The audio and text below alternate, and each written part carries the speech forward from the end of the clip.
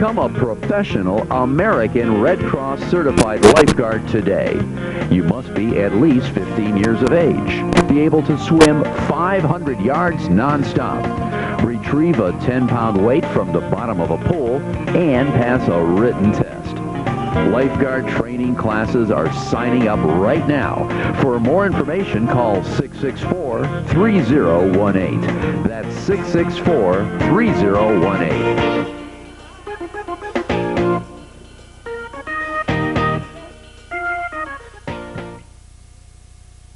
Yeah, I'd like to have 75 degrees and sunny all the time too, but that's not football. Do you fear the force of the wind, the slash of the rain? We're gonna play us through light and rain. Go face them and fight them. Be savage again.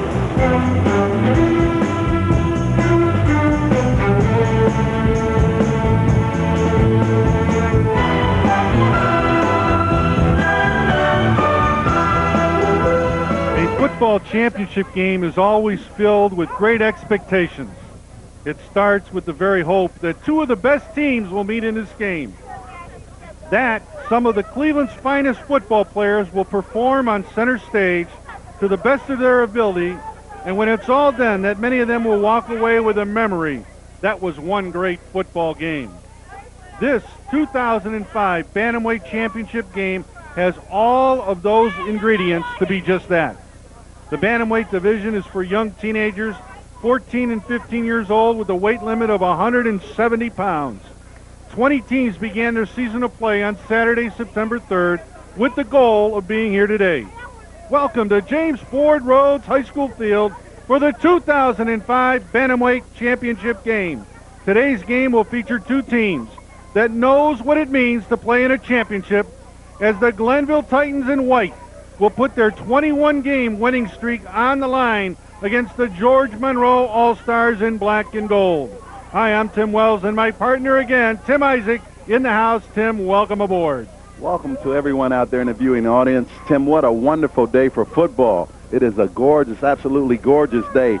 We know that this is the oldest age group, as the viewing audience has already witnessed the younger divisions in Muny football. And this is the most talented division. Today's 14 and 15-year-olds are going to show a lot of good talent, and this should be a highly scoring game, we anticipate. These are young men who will leave Muny football and go on to their high schools very soon. Some of the Bantamweight players, they call them the big boys, or this is the final step to their high school teams. But they bring much more to the field than what we've seen in our past weeks here of championship play. Tim, what is it that impresses you the most about when you see these players play? Well, the talent level is superb in my opinion. These are young men, as we mentioned earlier, that are 14 and 15 years of age and weigh under 170 pounds. But they seem to grasp the game of football. They've gone through the earlier divisions of the Muny Football League, and we think that they are ready for the next step. That would be their high school football team. Both of these teams arrived here undefeated with a perfect 7-0 regular season and 3 playoff scores where they've been in double digits and secured a shutout or 2 before reaching today's game. Glenville Titans in white are ranked number 1 in defense, giving up a mere 6 points in the regular season, and a ranking of number 2 in offense, scoring 175 points. Their opponents, the George Monroe All-Stars, have been just as impressive, as they are ranked number 1 in offense with 179 points, while giving up only 35, of which many of those were in the place of the second unit, and they played in big spread games. Tim, let's take a look at the keys to the game for the George Monroe All-Stars. We know that the George Monroe All-Stars would like to run the ball 60% at a time and pass it 40% at a time. George Monroe All-Stars feel that they must control the ball and they must win both lines of scrimmage to be victorious this afternoon. They want to contain the Glenville Titans sweep plays, and the George Monroe All-Stars favor a high-scoring game. Obviously, it starts with talented players, and George Monroe has got some players that have played here before in other championship games. Let's take a look at them. We say that Joshua Dickerson is the running back and safety. He has good speed, strong scant back runner, scored 6 touchdowns, a real competitor. Number 7 is Angelo Lanier, quarterback, linebacker, excellent quarterback with a good arm, speed, and big play capabilities, and a born leader. Tyrone Underwood is the fullback, number 44. He's a linebacker on the defensive side of the ball. Good tackler, blocks well, scored on both sides of the ball, 3 touchdowns on the offense, 2 on the defense side of the ball. And when you look at the coaches from George Monroe, it starts with their coordinator and their head coach, Mike Monroe, Ben Williams, his defensive coordinator, Peter Sains, Paul Sains, and James Bullock Jr. Again, Mike Monroe, a graduate of John Marshall High School, all-league defensive back, 12th year in the league. But, Tim, when you look at the Glenville Titans, they come in with a pretty tough team, and they've got some keys that they are concerned about as well. Glenville Titans ranked 1 and 2, respectively, defense first, offense 2, but their keys to the game, Glenville Titans would like to pass the ball only 30% of the time and running the ball 70% of the time. They want to control the ball and move the chains. They feel that defensively they can tackle very well. The special teams must play well, and they also favor a high-scoring game. And when you look at the key players from Glenville, they bring in some guys that know what it means to win the big games. Number 2, Chris Perkins, a running back, safety, quarterback, top scorer in the league. 8 TDs, solid tackler, has great speed, power, tough, respected. Darrell Atkins is the second scorer with 48 points, good grade, also super fast, athletic, punter, tough. And last but not least, Jamiah Curry is the nose guard and right tackle, solid defensive player, tenacity, has good all-around ball skills. And when you look at the coaching staff from the Glenville Titans, it starts with their coordinator, Robert J. McQueen, Kevin Short, the head coach. You're looking at assistant coach Bernard Taylor, Arian Harwell, Antoine Ely, Kevin Short's their head coach, and the coordinator. They call him Rob J. He's an admired guy out in the Glenville community. Well, we've talked about the players, the coaches, and the keys. Right now we're going to our PA announcer, Bill Myers, for the player introduction. Good afternoon, ladies and gentlemen, and welcome to a beautiful day at James Ford Rhodes Field, the site of the 2005 Bantamweight Championship game that pits the George Monroe All-Stars against the Glenville Titans. First, your George Monroe All-Stars. A 9th grader out of Brush High, number 1, Joshua Dixon. A 10th grader out of John F. Kennedy, number 2, William Neal. A 9th grader out of John F. Kennedy, number 3, Paul Sands. A 9th grader out of Hope High, number 5, Ramesh Pope. A 9th grader out of John F. Kennedy, number 6, Charles Campbell. A 9th grader out of Bedford High, number 7, Angelo Lanier. A 10th grader out of Cleveland School of the Arts, number 8, Damir Price. An 8th grader out of Shaker Middle, number 9, Rashawn Roseberry. A 9th grader out of Orange High, number 10, Donnie Watson. A 10th grader out of Bedford High, number 20, Marvin Lee. A 9th grader out of John F. Kennedy, number 31, Jeffrey Hudson, Jr. An 8th grader out of Hope Academy, number 32, David Brown. An 8th grader out of Milkovich Middle, number 34, Ivory Hunter, Jr. A 7th grader out of Hope Academy, number 42, Lee Billingsley. A 10th grader out of Collinwood High, number 44, Tyrone Underwood. A 7th grader out of Miles, number 54, Douglas Porter.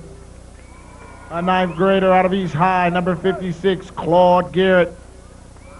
An 8th grader out of Robert Jameson, number 58, Alante Green. A 9th grader out of John F. Kennedy, number 70, Curtis Horn. A 9th grader out of Jane Adams, number 72, Jamal Robinson.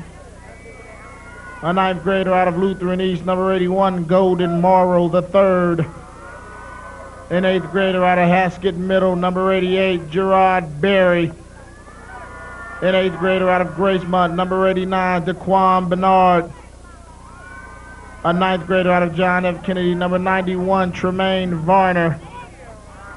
An 8th grader out of Gracemont, number 92, Ned Thornton III. And a 10th grader out of John F. Kennedy, number 99, Peter Sands. The organization coordinator for George Monroe is Mike Monroe, who is also the head coach. And now for your Glenville Titans. starting off, we got a ninth grader out of Glenville High, number 1, Yvonne Griffin. A ninth grader out of Glenville High, number 2, Christopher Perkins. An eighth grader out of Lewis Pasteur, number 3, Randall Hines. An eighth grader out of Lewis Pasture, number 4, Tyran Goins. A seventh grader out of Lewis Pasture, number 5, Malik Moore. A seventh grader out of FDR, number 6, Joshua Miller. A ninth grader out of Glenville High, number 7, Ronell Stearns. An eighth grader out of Captain Roth, number 8, Darnell Smith. A ninth grader out of Glenville High, number 10, Stephon Black. A seventh grader out of Empire Computech, number 15, Walter Sturdivant. A ninth grader out of Glenville High, number 20, Lamont Gist. A 10th grader out of Glenville High, number 21, Darrell Atkins. An 8th grader out of Patrick Henry, number 22, John Thomas Garner. A 9th grader out of St. Martin de Porres, number 23, Michael Dixon. A 9th grader out of Glenville High, number 24, Terry Bloodshaw.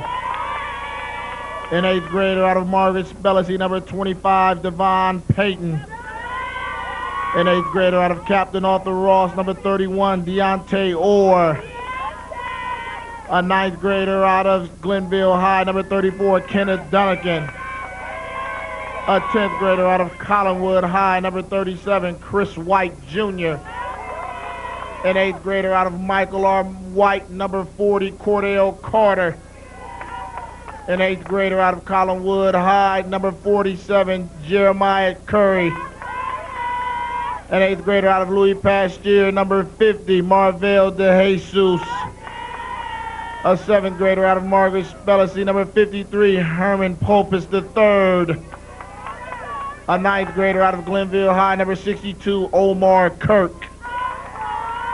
A 9th grader out of Glenville High, number 78, Samuel McCrimmon. A 9th grader out of Glenville High, number 79, Brandon Trailer. A 9th grader out of Glenville High, number 80, Maurice Williams. An 8th grader out of Margaret Island, number 83, Keith Montgomery. A 9th grader out of Success Tech, number 99, Marcus Pierce. Your organization's coordinator is Robert Rob J. McQueen, head coach Kevin Shorts. Let us please rise for the playing of our national anthem.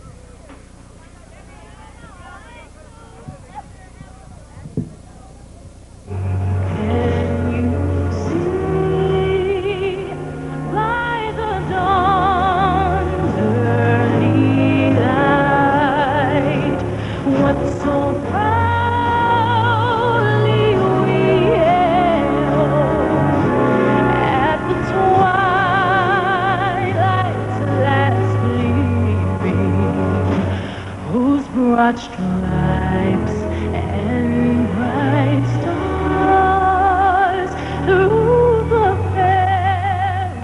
perilous fight, o'er the ramparts we watched, were so gallantly streaming. Still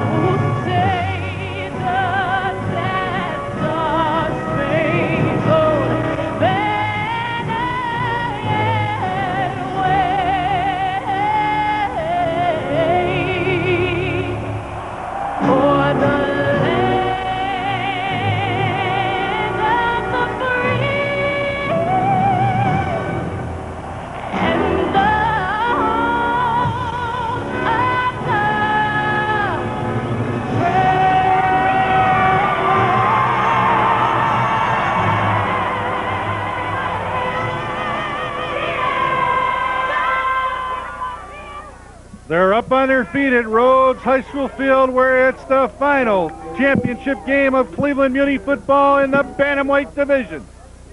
Tim, before we talk about the start of today's game, first of all, let's take a look at the officials. They're all certified through the Ohio High School Athletic Association. On the far left is our head referee, Meredith Baker. The umpire, Eric Spiegelberg. In the middle, Leroy Carter. To his right, Dale Golick, the line judge. And the back judge will be Ralph King. Those are officials that have called today's game, and some special rules as well, Tim. Absolutely. These rules are guidelines and governed by the National Federation of High School Rules. There'll be 9 minutes per quarter, and that's a regulation clock. 4 timeouts per game, 1 timeout in the event of an overtime. Kickoffs are from the 40-yard line. Scoring is following. Touchdowns are 6 points, safety 2 points, and the ball put on the 20-yard line. Extra points are 2 if kicked, 1 if run or pass. So we'll definitely have the kickoffs. And we want to point out one thing we didn't talk about in the open. When you look at George Monroe, they've had about 6 scoring opportunities off of special teams. Punt return, kickoff return. They are big with special teams, and it could be a key factor today. Very optimistic team. They scored 4 on safety, 47-yard punt return, 34-yard interception return, a 14-yard interception return, and a fumble recovery for a touchdown. On the other hand, the streak is on the line for the Glenville Titans, as they have 21 game winning streak on the line. They are the defending city champions, and the top 2 scorers in the league, Chris Perkins, number 2, and Darnell Atkins, number 21. Let's go, Will.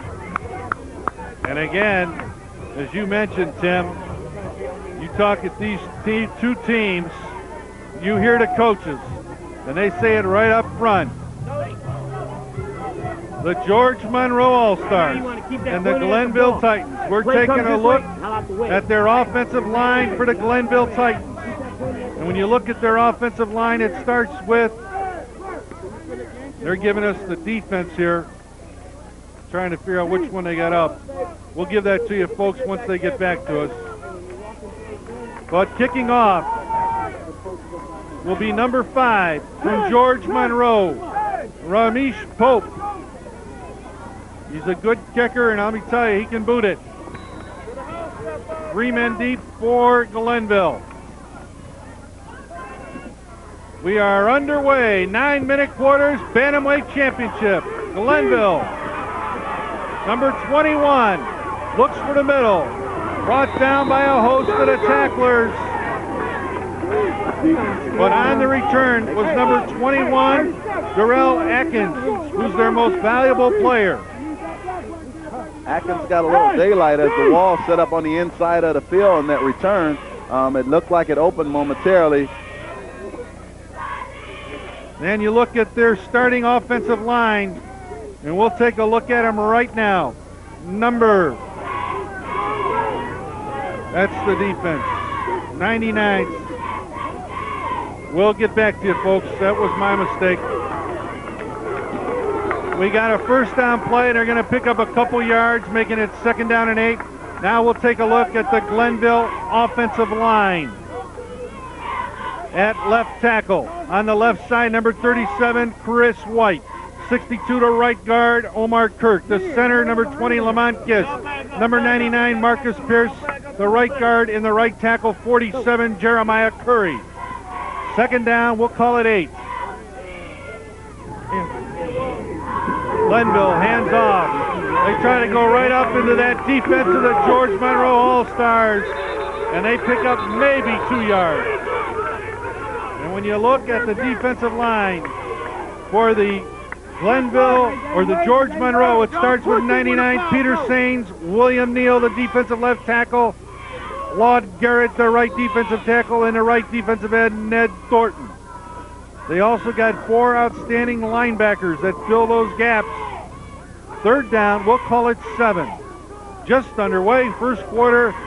Glenville in the white and red, George Monroe in black and gold. They hand it off. They're going to try to run wide. Number 10 did a great job Donnie Watson, give him credit, Tim. He kept them inside and wouldn't let him get outside. Good defensive stop by Mr. Washington on that play. I felt that the Glenville offense, they had pulling guards out at front. The guards pulled, allowing the running back to get to the inside, but he didn't cut the ball back to the inside of the field. The containment of the George Madison defense held. So Glenville now back in punt formation. It looks like number 2, Chris Perkins. He'll punt, and he'll get a good one off. He'll drive him all the way back inside the 25-yard line. Arvin Griffin. We talked about their special teams. He'll come back before he's brought down by the Glenville defense. So the George Monroe offense will have its first opportunity. A nice start, 3 and out, is exactly what Mike Monroe told us. Hey, we need to try to get ball control and don't let them run the clock on us. Absolutely, the Monroe defense held contained. And here is the offensive line. Laquan Bernard, 89. Peter Sains, 99. David Brown, 32. Claude Garrett, 56. And Jamil Robinson, 72. And it looks like we have our first flag. Was that a flag? Well, we're seeing the officials wave off like there is a penalty, and we have one. We'll take a look at the defensive line from Glenville. Starts with number 99, Marcus Pierce. 62, Omar Kirk. The nose guard, Jeremy Curry. Number 20, the defensive right tackle, Lamont Gist. And the defensive right end, Michael Dixon, number 23. Mask on the defense, 5 yards onto the end of the play. So they're going to call a face mask on the defense. So they'll get the down over. It'll make it first down. We're going to call it about maybe 2. 6 minutes, 40 seconds and running. Handoff to number 4, and he gets hit right at the line of scrimmage. It didn't look like he got the first down on that play as the Glenville swarming defense attacked on that particular play. We'll see what the spot is. They're giving him the line. That's a first down for the George Monroe team. You have to think they gave him first down. You see one signal, first down. Now they'll move the chains. So the first down goes to George Monroe All-Stars, Tim. Good play by Monroe All-Stars. They executed right up front. It looked like the Glenville defense had held, but unfortunately, no. We got a fumble. It's still loose. Glenville picks it up. It's number 2. Christopher Perkins, the leading scorer in the league. Touchdown, Glenville. Field goal. Come on. Glenville gets the fumble and takes it forward. No flags. No flags. We talked about the George Madison defense being optimistic and scoring on defense. That time it was the Glenville defense that created the fumble as Christopher Perkins swooped the ball up and just ran all the way for about 35-yard touchdown. Chris Perkins, leading scorer in the league. You saw it there, the speed. Picked it up and everybody was gone. They'll try for the extra point.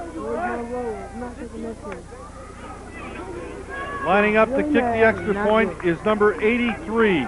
And these teams are so equal in their talent evaluation. You have to think the team that makes the fewer mistakes will probably win. The kick is up, and it's good. A 2-point conversion anytime they kick it here.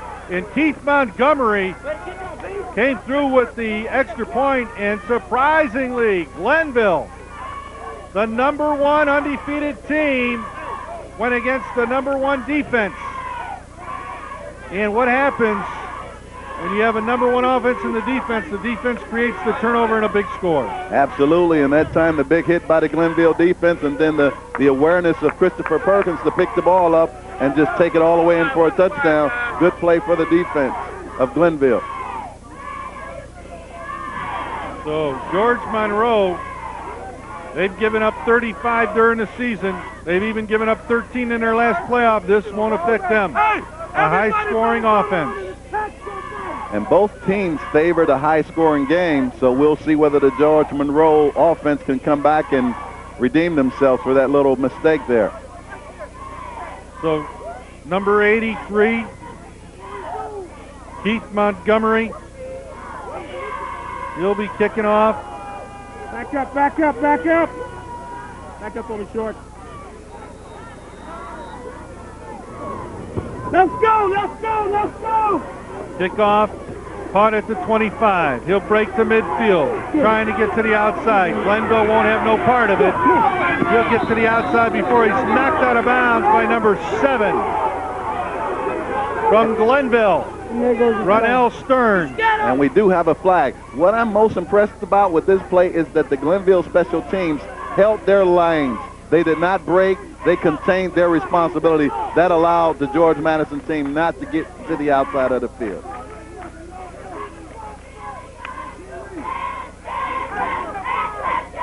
A personal foul penalty on the defense. 15 yards added on. First down.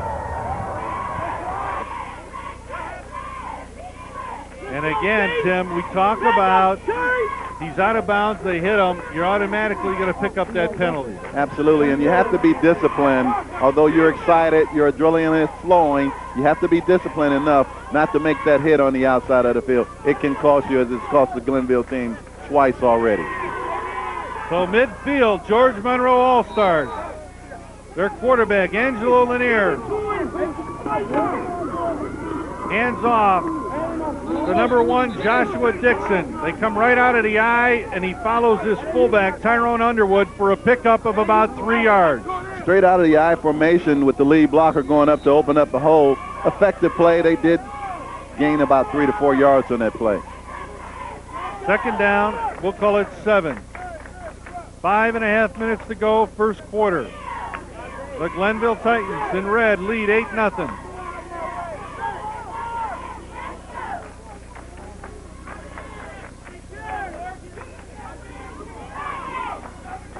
Lanier brings them up in the backfield, Underwood and Dixon. They hand it to Dixon. He breaks to the outside, picks up big yardage before he's brought down by number 2, Chris Perkins, but a first down for the George Monroe All-Stars. Just a simple cross block play between the guard and the tackle. Good run, good elusiveness on number 1's, the running back's ability to break a few tackles on his own, Joshua Dickerson. First down and 10 on the 31-yard line. Lanier takes the snap. He'll give it to Dixon, and they're in there. Backfield was number 47, Jeremiah Curry.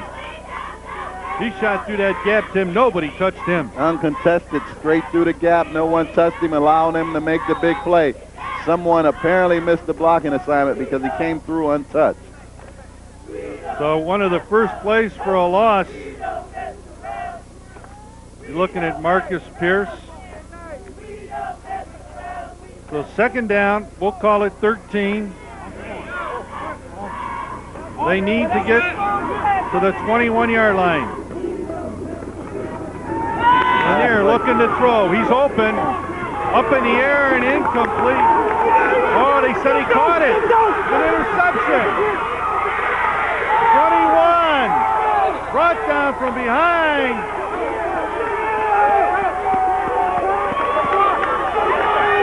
And there goes Glenville with Wow. another interception. George Monroe has not taken care of the football. And Tim, on this play, I thought it hit the ground, but they're saying no, it didn't. No, it didn't. The ball was kept alive. As you practice with your defensive secondary and linebackers, it's what we call a tip drill. As you see, the quarterback of George Monroe rolled back to throw the ball. He was pressured, didn't get a good throw off, but once again, the ball was kept alive, tipped it up, it fell off the man's body, and he contained it, caught the ball. Now, my question is, when he got the ball, was the knee down? No, the ball was never controlled, so that's a live football. That's a live football. All right. The football never hit the ground. My partner's going with him. First down and 10, Glenville. Back on offense. Oh, he got tripped up. And a carry by number 2, Chris Perkins. He's already got 1 touchdown from the defensive side. If we look at the play again, The ball never touched the ground. And I'm not saying that, but right here, that knee is down, I think. No, right there. Although the knee is down, that ball, he's still an eligible receiver because the ball never hit the ground. That's the key. The ball never hit the ground. All right. We're going to call it second down. We got to go about 3. Going to hand off, and there was the George Monroe defense making a big stand. Coming in was Lanier, number 7 and number 10. That time the George Monroe defense said they would have none of that. They came straight through, swarming defense. Good play by the George Monroe All-Stars that time. So third down, we'll call it 9. 3 minutes to go, first quarter. You're looking at the Bantamweight Glenville Titans. They've already secured 2 turnovers. One was a fumble recovery for a touchdown. We've now got a timeout on the field. And the officials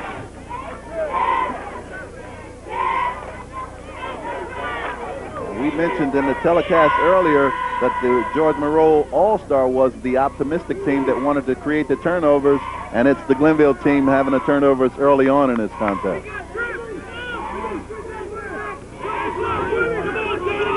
So Glenville, they're looking in the shotgun. Number 2, Chris Perkins takes the snap. He's going to try to run out of it. Try to get around Lanier. He does so.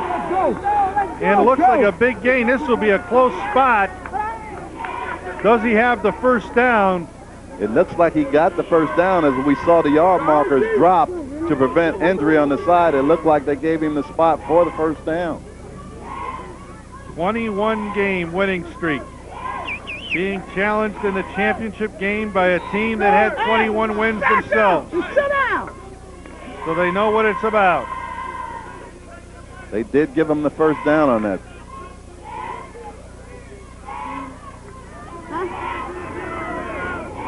You need some more rope? Unless they go in or something. Delay of the game. Encroachment. George Monroe making a lot of mistakes here early. Encroachment on the defense. 5 yards, still first down. Good discipline by the Glenville team that came out with a hard cadence, that hard hut, making the team jump, anticipating the snap, but you got to watch the football. Coach Monroe's biggest worry coming into this game was penalties that would stop the drive. He's got penalties that's assisting Glenville in mistakes. Can't do that against a good team. Glenville, hands off. They go inside, brought down. Looks like number 31. Jeffrey Hudson, the left inside linebacker, comes up to fill. Just a simple handoff between guard and tackle. Allowed the running back to get through the game 2 to 3 yards. What's important so far is that the Glenville offense has shown different formations. They've come out of the eye, they spread the ball out, they've come out of the option, and that keeps the defense side of the ball guessing and adjusting. Glenville in a T. Their fullback, Ken Duncan, up front. They're going to pitch it to Perkins. And they're there to meet him. A nice pursuit and a nice job by the Glenville defense as Joshua Dixon and Jeffrey Hudson come down for the stop.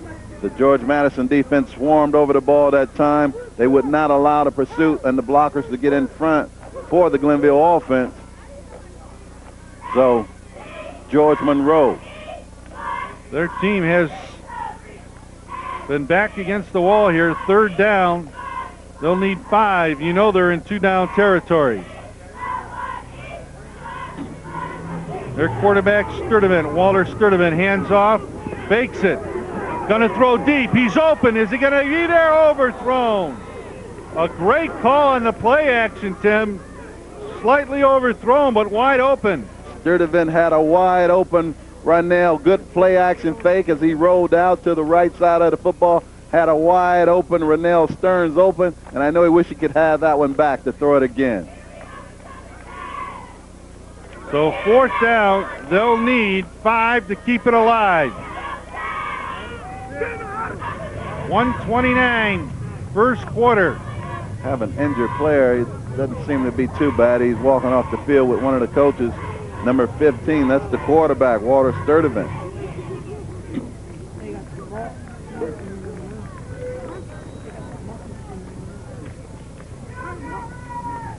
So the Glenville Titans, 4th down, play number 5.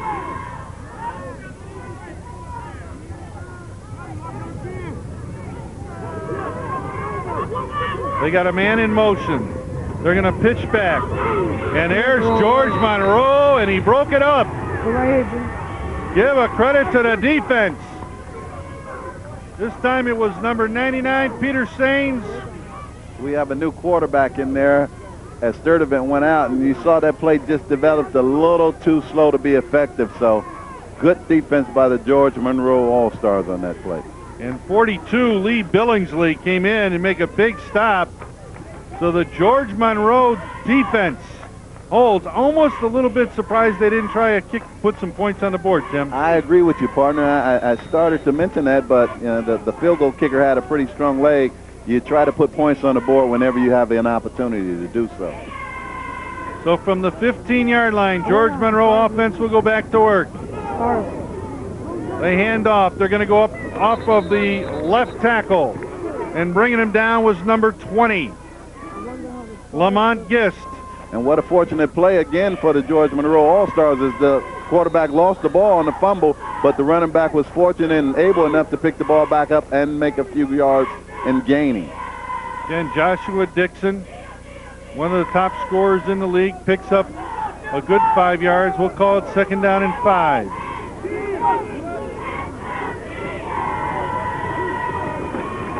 Lanier hands it off. They're going to go to the outside. It's number 4. He's got speed. One man to beat. Can they catch him from behind? He's dragged down by number 10, Stephon Black. But it was number 4 from the George Monroe All-Stars. Number 1, Joshua Dixon. Wow, did you see the speed here, Tim? Dixon just got a good hole, broke it open to the outside of the field, got a few blockers in front of him, and he did the rest on his own with that exceptional speed. And what a touchdown saving tackle by number 10 of the Glenville team to stop that touchdown. Good touchdown saving. They go right back and give it to number 44, Tyrone Underwood. But Tim, Joshua Dixon, now I understand, 7th leading scorer during the regular season, 32 points. He gets in the open field, he can break it. Very exciting ball carrier. Joshua knows what to do once he receives that football, and he has exceptional speed.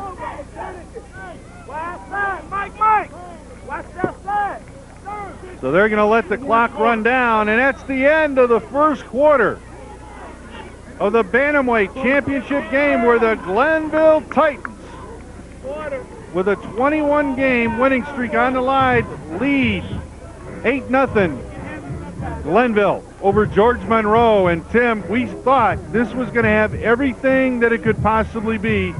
Truthfully, both teams showing the ability to score big plays, but turnovers have hurt the George Monroe team. Absolutely. The George Monroe team is usually the team that creates the turnover and scores points off the turnover. Today it's been Glenville early on that created the turnovers and have gotten on the scoreboard first. We'll see if George Monroe can finish this drive off. When you look at the scoring and the comparisons of these two teams, first you look at Glenville, their first quarter offense has been just outstanding. Now, George Monroe in the second quarter, it's been their worst one for the defense. So that's going to be something that they're going to have to change if they want to stay close. Then again, when you look also at the George Monroe offense, they've been able to put some big points on the board as well. When you're looking at their team and their scoring, they're able to put a lot of points on, and they seem to do better in the first half. When you're talking about 48 points that they've scored, this has been their best quarter by far. And right now, they're knocking on the door to put some points on the board. And on the flip side of that, we see that the Glenville defense has given up no points in the second quarter. So we'll see if something gives here. Fumble again. Again, bad snap between the center and the quarterback, but give Josh Dixon credit. He came up, recovered it, picked up a couple yards. Brought down by Lamont Gist. And I'll tell you, it was a concern, that exchange. We got to make sure. It seems like for some reason they've had a couple of those where they haven't been able to get him the ball. And in practice, you want to try to adjust that, to change that. And often what a coach will do, he will allow that quarterback to somewhat take a step back and open that stance so that he can receive the ball cleanly and turn. So we'll see if that can happen. When you look at the first quarter, George Monroe has had 7 carries for 70 yards. Glenville, 9 carries for 11 yards. That's first quarter. So that tells you the turnovers and the impact that they've had. It isn't that the Glenville team's stopping them. It's George Monroe is kind of shooting himself in the foot, Tim. Yeah, absolutely. They call it self-inflicted wounds, and you can't do that and be successful. Got in the huddle there from Glenville. Hear what the coach had to say. There's Mike Monroe with his troopers. And you're looking at the Glenville Titans. A lot of these players, Tim, you have to think their next stop, Glenville High School. What a great program over there with Coach Ted Ginn Sr. in the Glenville High School, as we know that they're about to prepare for one of the bigger games if they haven't already played in the city. Absolutely. State playoff times has become a routine, an expected one over at Glenville High School. So Lanier got him back in formation there in the eye. They're going to give it to Josh Dixon. He's going to run off tackle, run to the outside, and he's dragged down from behind. And I think the coaches thought that they might have had something. It was a good hole opened up over there for Josh Dixon between the tight end, Donnie Watson, and Jamil Robinson, the right tackle. Got himself a good amount of yardage. It's 4th down. Let's see what happens. 4th down, 2. Right now they're sitting at the 15. They need to get to the 13. Lanier. And they're going to call it on George Monroe. Somebody moved. Dead ball. Illegal procedure on the offense. 5 yards. Still 4th down. And again, self-inflicted wounds to the George Monroe All-Stars, where they had a 4th and 2 or 3. Now it's a possible 4th and 7. So George Monroe, Tim, 4th down. You have to believe Lanier. He's getting pressured. He throws. He hasn't had the time to throw the football, Tim. Pressured that time, just underthrown. If he has time, he's wide open. We see that the Glenville defense is just swarming through, holding their containments, getting a little pressure to the quarterback, and that's what you want to do. You don't always create the turnover, but you hurry the quarterback and force him, and he don't get a comfortable throw off. So the Glenville Titans will take over on offense on their own 19-yard line. 1st down and 10. We're just underway in the 2nd quarter of the Bantamweight Championship game. 2 teams undefeated. Both 7-0. Both winning 3 more in the playoffs, 10 straight.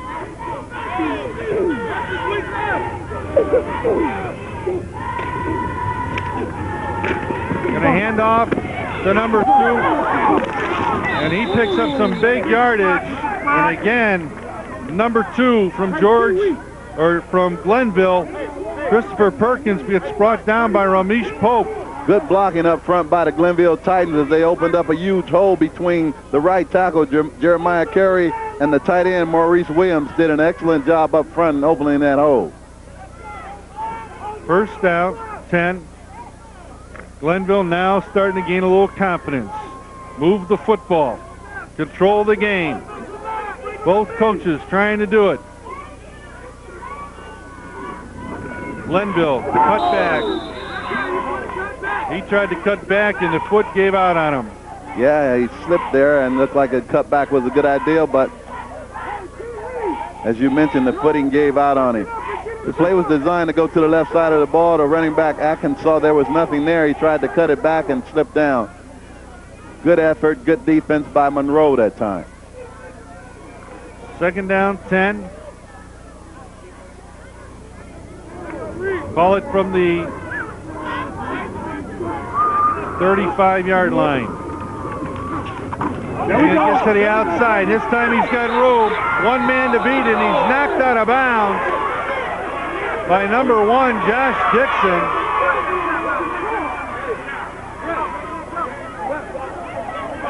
Just a simple handoff to the outside. It was a sweep design. The Glenville team is pulling their guards effectively to the right side of the ball. Number 2, Chris Perkins, knows what to do when he gets the ball as he gains substantial yards on that play.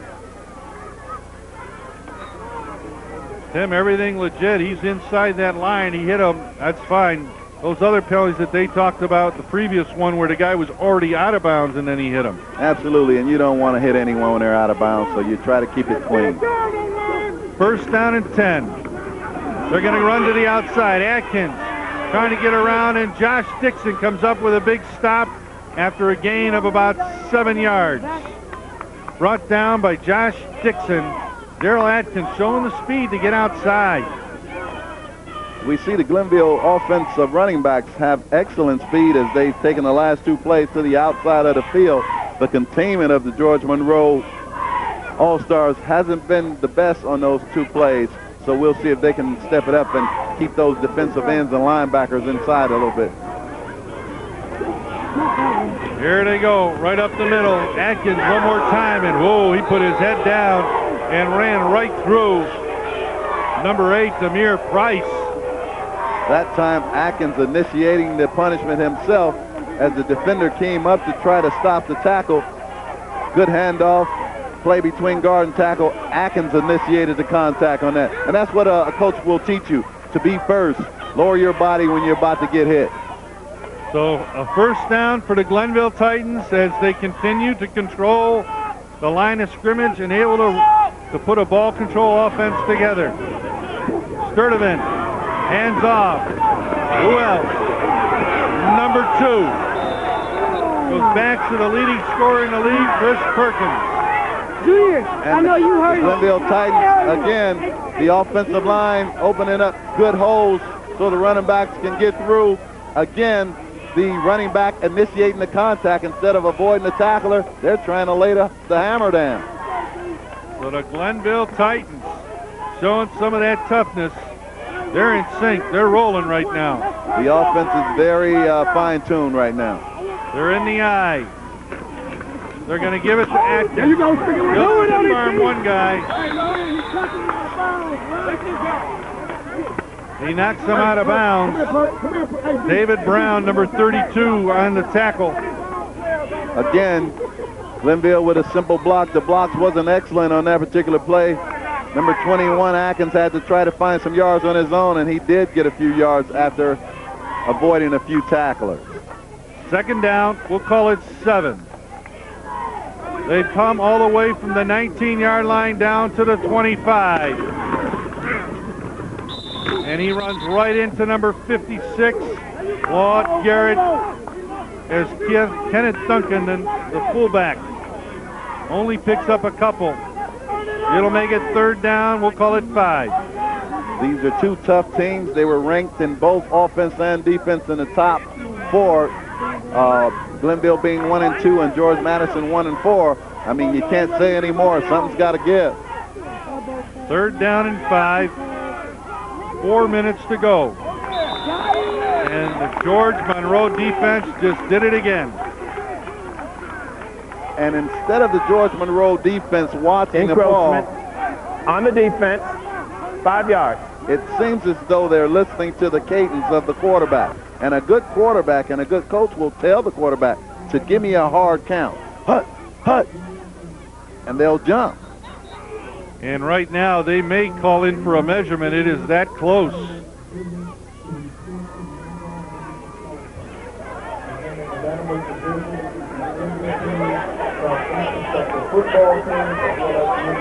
Tim, what a lovely day this is, huh? Yeah, hey, when you're talking 60 degrees, we played here a few weeks ago when the Termites played. They had great weather too. Absolutely. We can be take this weather to Florida. I'll tell you what, the good Lord is blessing us. All the time. They'll come out for a measurement. And they'll take a look here. And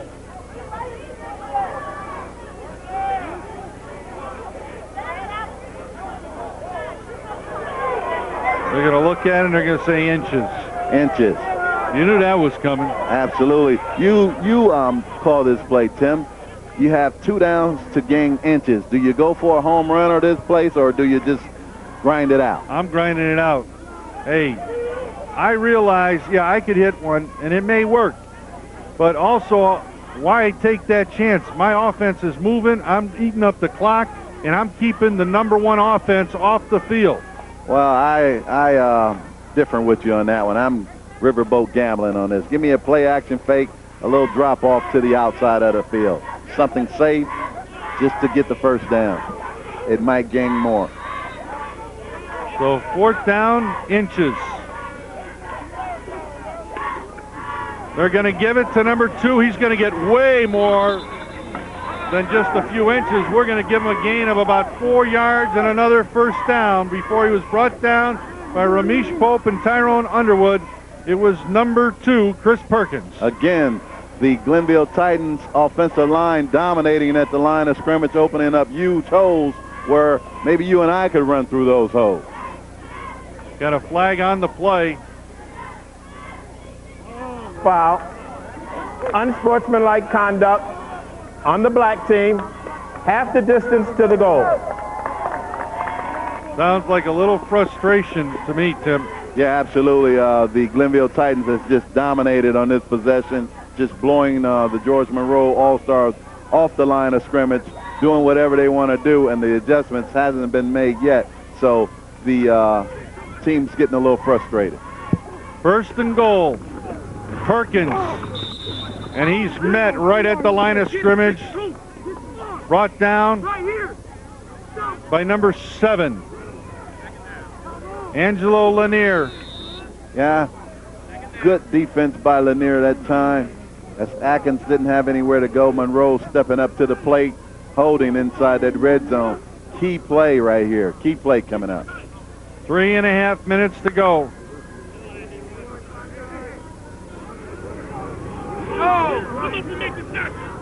Chris Perkins, 10 carries, 65 yards. We're going to give him a few more before he's brought down. And they're going to say he was stopped by Josh Dixon, who came up, made a nice tackle, Tim. Yeah, good fundamental tackle that time. We look here. Found a little daylight going through the hole. Tried to gain more yards on his own, but it was just a good, fundamentally sound tackle that time. And we see that the ball was dead. 3rd down and goal from the 3. The Glenville Titans in white and red are trying to add on. They lead 8-0. Sturdivant takes the snap, gives it to Perkins. He'll head for the end zone. Touchdown, Glenville Titans. Touchdown, and that time Glenville might be very fortunate because I thought the running back in the backfield had a little motion that time. The official didn't call it, but who am I to call it from up here? But it looks like he moved. Do I hear a critique on the officials from my partner? Not at all. I just, I got my 4 eyes going on up here, a couple of monitors and the field. So, in my opinion, I said that, but nothing against the officials. Okay, number 83 from Glenville. We'll try it one more time. Keith Montgomery. They lead 14-0. Big extra point here. The kick looks like it's no good. Off to the left. Had plenty of distance on a kick, but it went off to the left. But Glenville still remains up 14-0. So the Glenville Titans, you're seeing a little bit why they were #1 in defense, but you can see why they've been #2, and only by 4 points separated 1 and 2. George Monroe and Glenville. Good touchdown. Good rush by Atkins. And this touchdown is sponsored by the Cleveland Browns charity. A beautiful day for football, and it's been a great day for the Glenville Titans as they lead 14-0 with 2:34 to go before halftime. We want to remind you that we'll be having our outstanding players and cheerleaders from the bantamweight division. They'll be honored here at halftime. We'll also talk to both head coaches. We'll be talking to Mike Monroe right at the end of the first half to get his feelings about the first half of play. Very impressive drive that time by the Glenville Titans. They didn't throw the football at all. The offensive line controlled the line of scrimmage, and you couldn't ask for anything better than to cap it off with a touchdown run. So George Monroe has an opportunity with 2:34 to open it up and make it count. Montgomery kicks off, catching it, number 2 from George Monroe, William Neal. Picks up a few yards, immediately out of bounds, before he's brought down by number 10, Stephon Black. Good special team coverage by the Glenville Titans that time. The Gunners came down and didn't allow any blocks to get him forcing the action back to the middle of the field, waiting for some assistance to make the tackle. So 2:28 to go, and Glenville is going to regroup their defense. I'll tell you, you're the coach, Tim. Let's go in and see if we can hear what he's going to have to say. I do. No, now you at backer. No, you come out, Mo. Come out for a second. Anybody get it? No, now it's 5-2. You're going 5 deuce. Y'all read. Ends come upfield and stay outside. Watch for everything. Hey, Terry, stay on your man, all right, baby? Hey, stay with you. When they punch, cornerback, listen. Cornerback, you ain't got nothing to do with the run right now. Be ready for the pass. Let's go. Let's go, y'all. Move out. Move out. Y'all getting punched in the mouth. Well, partner, sounds like a little bit of the prevent, they may call it. Yeah, they calling it prevent. They said we're going to go 5 deuce. They said they're going to go to the 5-2-4 defense, telling the defensive ends to stay in for containment, watching and the secondary to watch for the pass.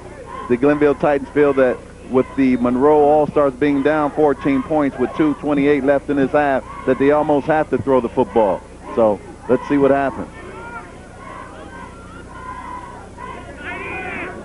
So first down and 10. 2:28 to go in the first half. Lanier takes the snap. He hands it off. Josh Dixon to the outside, picks up a few yards. Actually, he picks up 8 yards on a first down carry before he's brought down by Terry Bledsoe. And again, bad exchange from center to quarterback for the George Monroe All-Stars, where Josh almost lost the football again from the exchange center to quarterback. Hurry up offense. Lanier brings him up.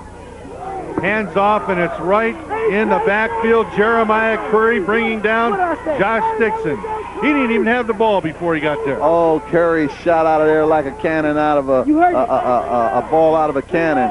No one touched him. He just fired off the ball and made a big stop.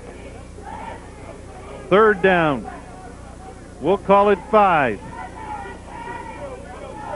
More importantly, you're talking the 33-yard line. They got a ways to go. Lanier rolls right, pressure. He throws deep. It's up in the air. It's a jump ball. And they're rolling it incomplete.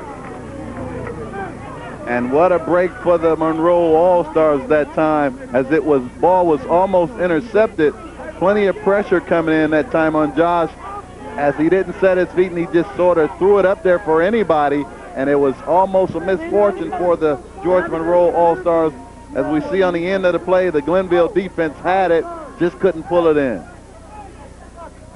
And again, Tim, throwing against the wind. That has definitely not, it's not in their favor. 1:17 to go before the half. Absolutely not. You'd much rather your team, you know, not turn it over, tuck the ball away, as opposed to turning it over. Titans are going to win. Lanier 0 for 3, but he hasn't had time to throw.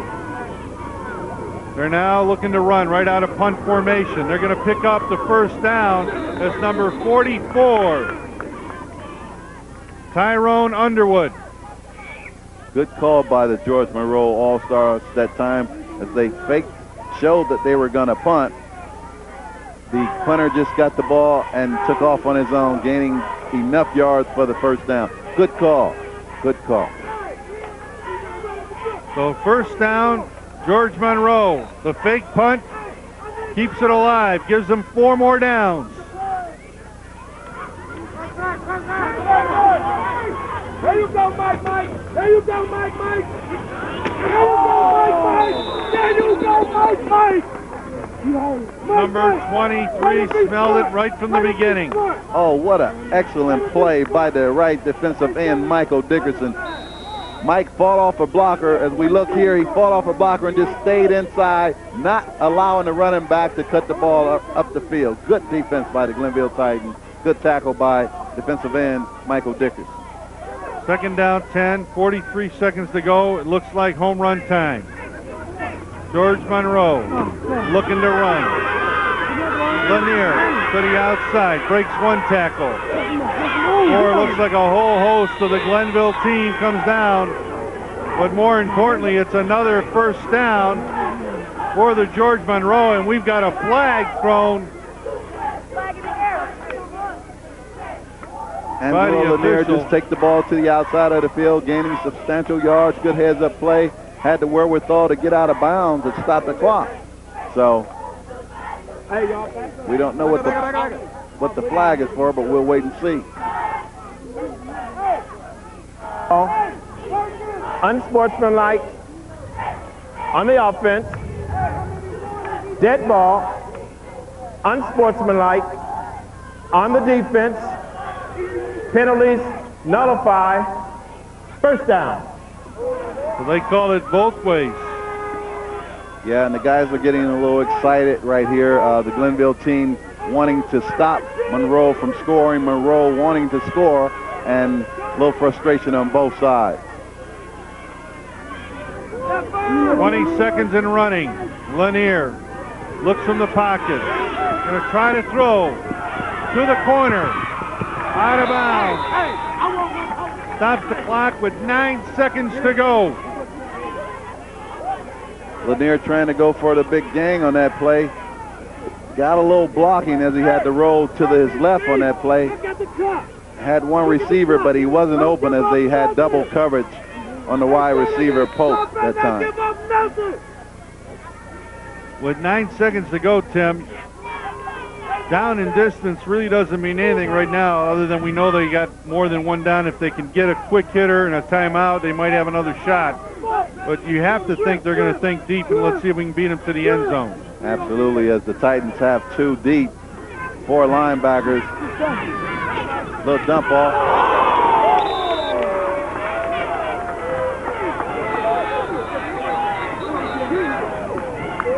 So that play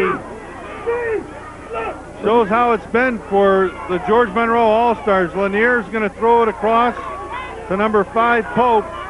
But they're right there. They're staying home, and a big tackle by number 34, Kenneth Dunnigan. Big hit by Dunnigan. Good defense by the Glenville Titans. Halftime's here, and good first half of football. So again, the Glenville Titans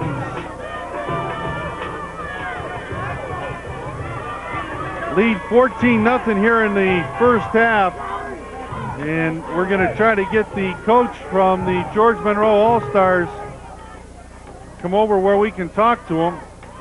I'm sure this is going to be one of those times where Mike Monroe is going to say, listen, we've been our worst enemy. Absolutely. Self-inflicted wounds. The Monroe All-Stars were very fortunate to have recovered 3 of their own drop balls or fumbles. The exchange from center to quarterback, and that's one of the questions I want to ask the coach to see whether he would try to make any adjustments to get a clean reception from center to quarterback. Okay, so we're going to have Mike Monroe join us momentarily. He first went down with his team, and now they're getting him on headsets for us. We'll keep this real short for him. But again, the head coach of the George Monroe All-Stars, Mike Monroe. Mike, can you hear us? Yeah, I can hear you, Tim. Go ahead. Hey, Mike, George Monroe football, when you look at this, you have to almost think we've been our own worst enemies here in the first half. You're absolutely right about that, Tim. The biggest thing we have a problem with right now is our center. Number 47 for Glenville Titans is pretty tough. He's actually a great football player. He's coming across the ball, and he's actually killing a lot of our plays before they can even start. We made the adjustment. Now we got to actually settle our quarterback down, work on hitting that off tackle a little bit better, and, you know, driving off the ball a little bit more and controlling the line of scrimmage, because right now Glenville is controlling the line of scrimmage. Coach, a little late in the game to make the adjustment from my perspective, but it seems as if your quarterback is going a little bit too far underneath center. Have you recognized that, and what will you do to make the adjustment? Actually, we have recognized that for the last 2 weeks. However, you know, bad habits are hard to break right now. Actually, he slipped into a funk last week in practice, and we basically had a hard time getting snaps off in practice. So right now we've made the adjustment. Let's hope that it actually is the best adjustment that we could have made, and that our kids will come back out and play strong football in the second half. Well, Mike, the George Monroe team has always been a team that competes to the end, and I'm sure they will, and we're not going to hold you any longer so you get back to your team. Thanks a lot, Tim. Okay, Mike Monroe, the head coach of the George Monroe All-Stars, and right now we're going to go over to our PA announcer for the award presentations at midfield. Bill? We have the 2005 most valuable players in both the cheerleaders and football players for each prospective team. We're going to start first with the most valuable football players. From the Bedford Heights Saints, Dominique Hopkins. From the Cleveland Warriors, Reuben Davis. From the Cleveland Wolverines, Darrell Robinson Jr. From CMHA, Lonnie Burton, DeMars McCoy. From the Comanches, Denario Gray. From the Dove Park Panthers, Brandon Siggers. From the East 88th Street Browns, D. Bush. From the East 97th Street Bulldogs, Vincent Hicks. From East Cleveland Powell, Dominic Blythewood. From the EMS Rams, Kavon Harris. From Estabrook Recreation, Joshua Novak. From the Forest Hill Tigers, Herman Gross III. From the George Monroe All-Stars, Angelo Lanier. From the Glenville Titans, Darrell Atkins. From the Lee Park Rangers, Christopher Cook. From Pal 6 Red Dogs, Terrell Myrick. And from the Sims Raiders, Michael Wynn. Now for the cheerleaders. From the Cleveland Warriors, Natishua Parrish. From the East 88th Street Browns, April Westby. From the George Monroe All-Stars, Antalisha Ballard. From Glenville Titans, Tanisha Cruz. From the Lee Park Panthers, Rangers, Nakia Bird. And from the Emoji Jaguars, Christina Baker. Please give a round of applause for all these players for their hard work and effort throughout the season. Yeah, we're going to have right now the head coach. We're trying to get the head coach from Glenville to join us right now at halftime to get his views of the first half. And Kevin Short's 21 straight victories. He's up here 14-0 at the start of the second half, which we'll have momentarily as the teams begin their warm-up for the second half. Hello? Yeah. Kevin Short, can you hear us? Yeah, I can hear you. Hey, Tim, first of all, Coach, 21 straight, 22. First of all, you talk about number one in offense. Your team's been able to move, but really the turnovers and the defense really stepped up here to give you this lead. Oh, right, yeah. Our defense has been strong all year. We got a young quarterback, so, we struggle a little bit on offense. Our defense basically carried us. So hopefully they can carry through the second half. And we're playing a tough team. These boys, they hit hard. They tough. Well, Coach, obviously, what is it that you went over at halftime with your kids to prepare them for the second half? We just told them the game is 0-0 to us, and we have to finish the job. We got to execute, play defense, and move the ball when we get it back.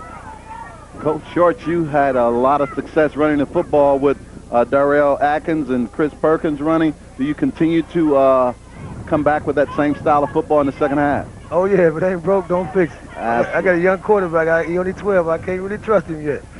Okay, I see you learned well from your father, who was an excellent coach as well. So, all right, thank you. Thank you, Coach. All right. All right, Kevin Short from the Glenville Titans joining us at halftime, and he'll go back to his team. And as when we look at the first halftime stats, Tim, obviously both teams on offense moving the ball, but turnovers have played the key factor here. Absolutely. We see that the stats are almost even, as the Glenville offensive rushing yards is 95 opposed to the George Monroe 110.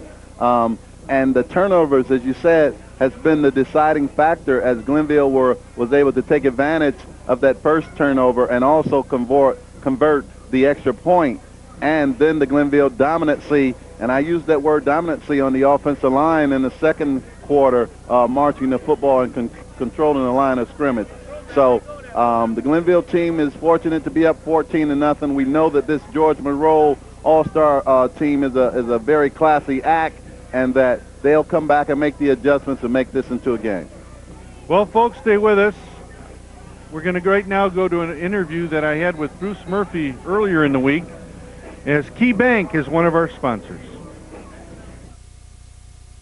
Special guest at the Muny football program is Bruce Murphy, the president of Community Development Bank at Key Bank. Bruce, welcome. Tim, thank you. Glad to be with you.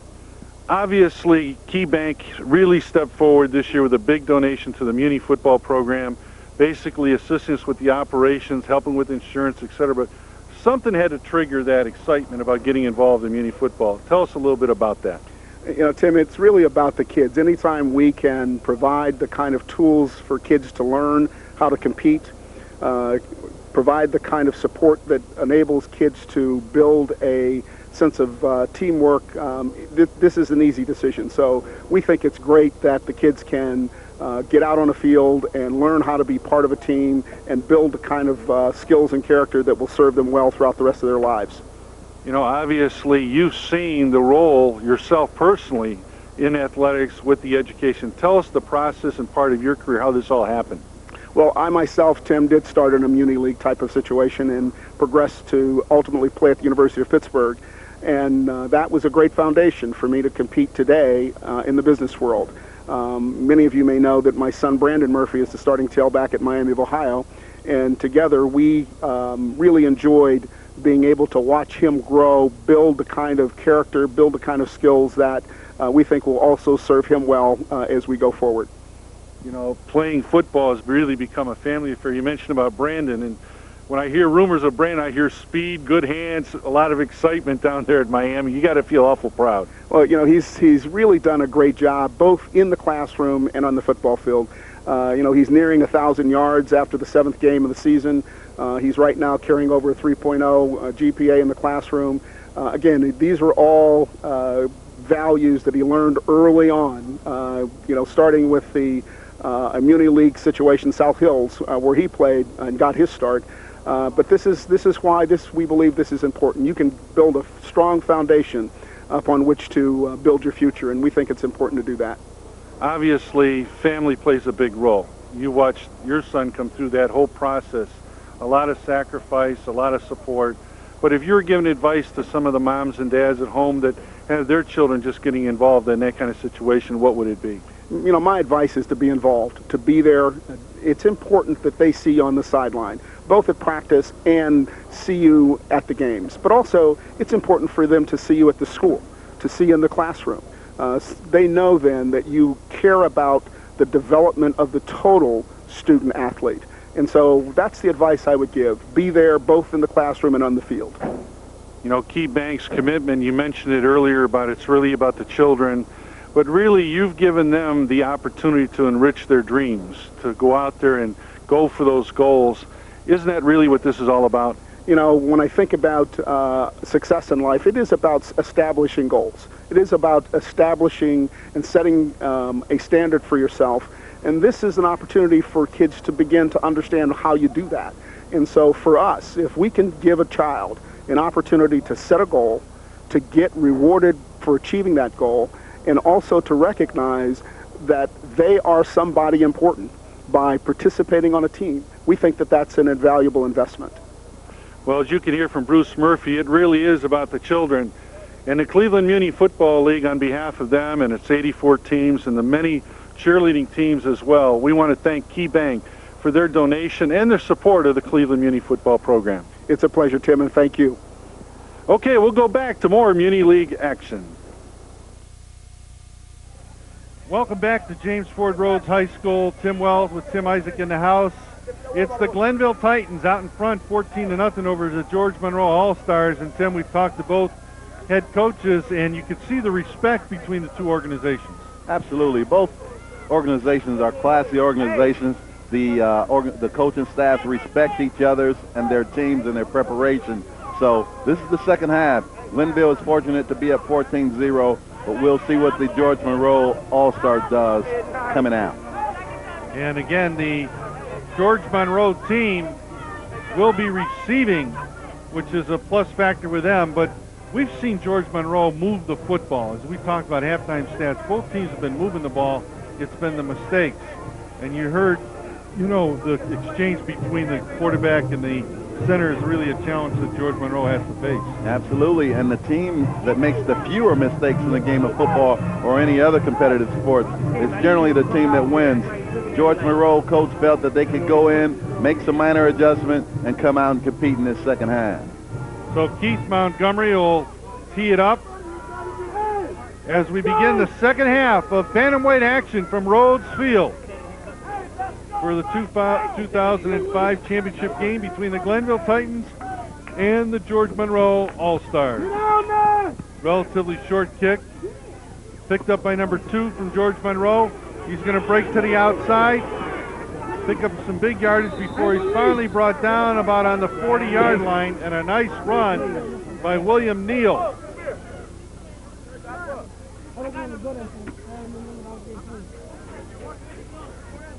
As you can see, beautiful weather, definitely not a factor today. A little bit of a breeze, but right now George Monroe would like to get that number 1 offense in gear to put them right back in the ball game. Again, George Monroe, their quarterback, number 7, Angelo Lanier. Tyrone Underwood, the fullback, and Josh Dixon from the I. They give it to Dixon. They try to run off tackle. They're going to only pick up a couple yards as the Glenville team was looking for it. Brought down by Lamont Gist. Angelo Lanier, that time, the exchange from center to quarterback was clean, but when he handed the ball off, it wasn't a lot of spacing between the running back and Angelo, and it wasn't a clean handoff. So minor things, maybe they'll correct them now. Second down and 8 from the 42. Just underway. From the I, Duncan is fullback. Bad snap. One of the main concerns that had bothered the head coach. And it is a fumble recovery from the Glenville team. We have an injured player down from the Glenville Titans.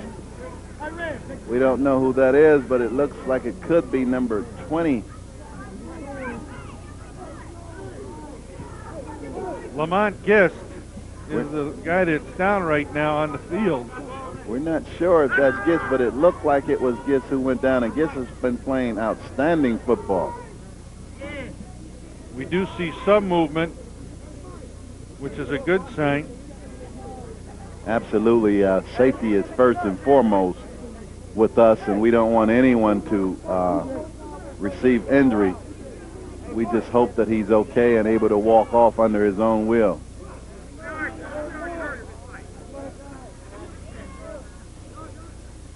So right now, we'll go to a break, folks, and when we come back, we'll have some more of the Muny football action from Rhodes Field.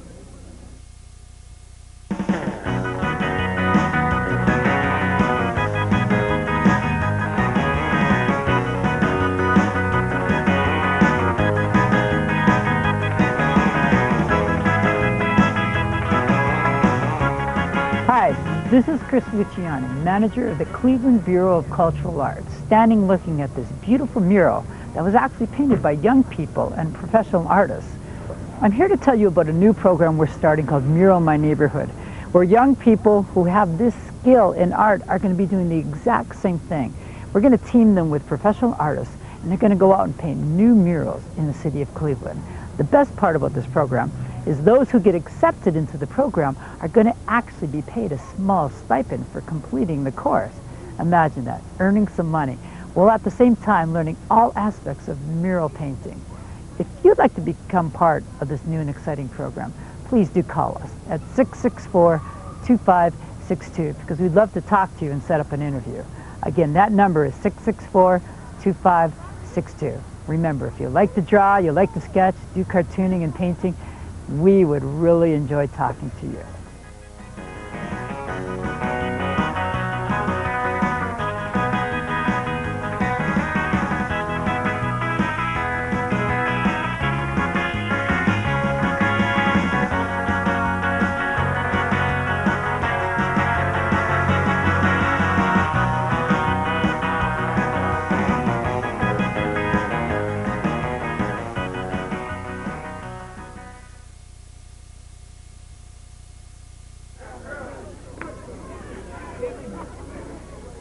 Well, we're back to Rhodes Field as Lamont Gist comes off the field.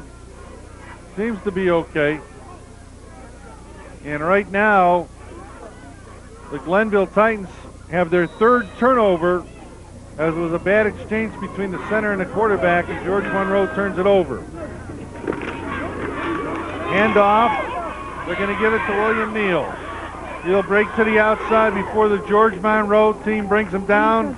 There looks like a ball's loose. The George Monroe coaches are saying they have it. And they do!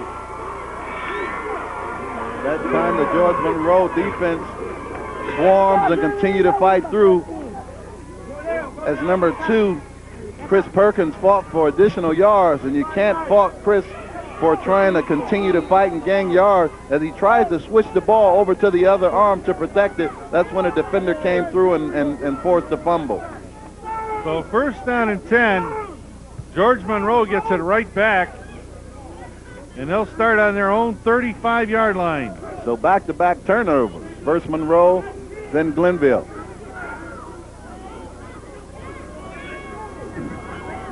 And Josh Dixon looks like the quarterback.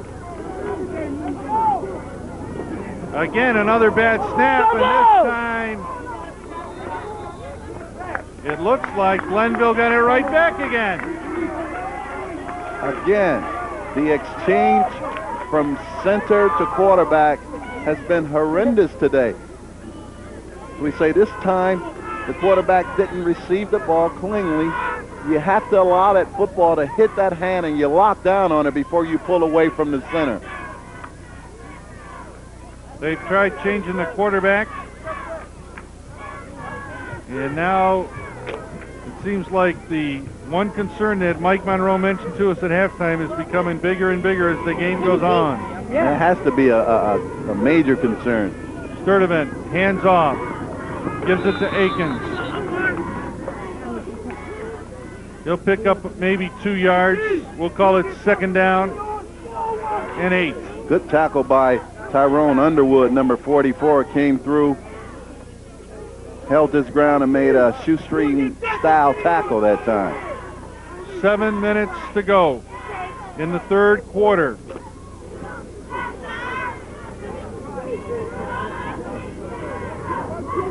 Glenville comes out in an I. Sturdivant hands it off to Pope. Ramesh Pope tries to get to the outside before he's brought down by number 44, Tyrone Underwood, and number 5. And we have a flag on the play. It looks like it's going to go against the George Monroe All-Stars. I don't know what the call is, but it happened sort of late on the play. So Chris Perkins, the leading scorer in the league, you look here, he breaks it outside, and he goes right around Unsportsmanlike Ramifo. conduct on the defense.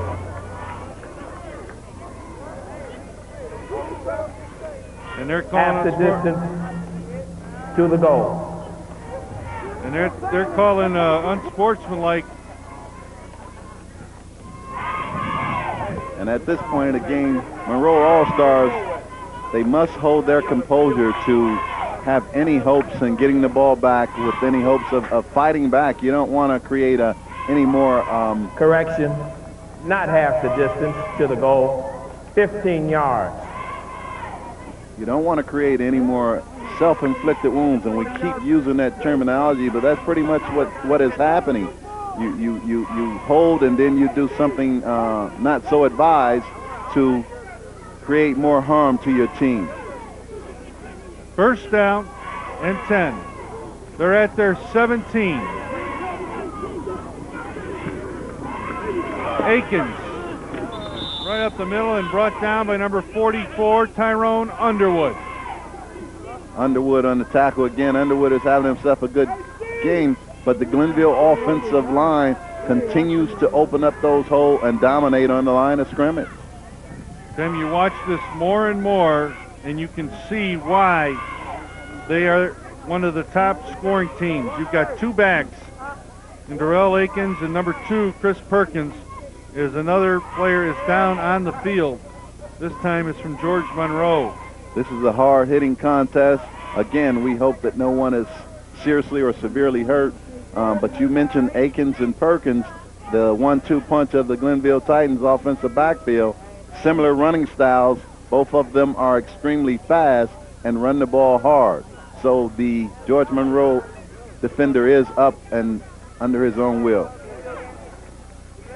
So it'll be second down just inside the 15-yard line. The Glenville team now threatens again. So second down, they need about 7 yards. Clock runs.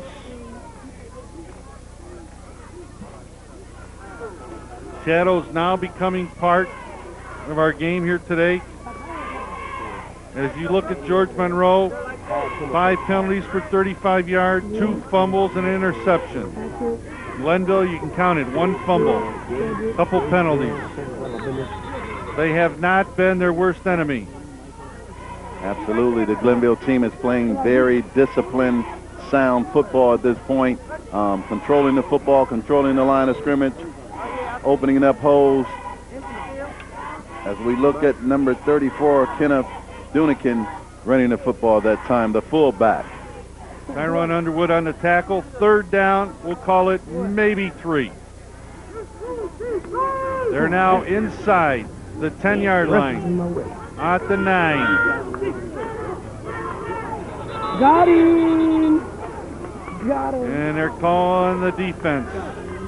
Again, that's the third time this game that the Glenville Dead Titans ball. quarterback. Encroachment on the defense, 5 yards. Walter Sturdivant is going with that hard cadence, something like Gonna this. make it first and goal. I don't know if he sounds like that, but that's what he's doing. Well, I'll tell you what, partner. Whatever he's doing, it's working out there. It's working. It's working. And as Coach Shorts told us in his interview, let's not go away from what we're doing. If the run is working, let's continue to let the run work. Hand off that time to number 34, Dunnigan. That time the George Monroe defense said nothing's happening. They stood up strong. No dominancy by the Glenville Titans on that particular play, as the George Monroe defense won that battle at the line of scrimmage. It's second down. Goal to goal. I got him.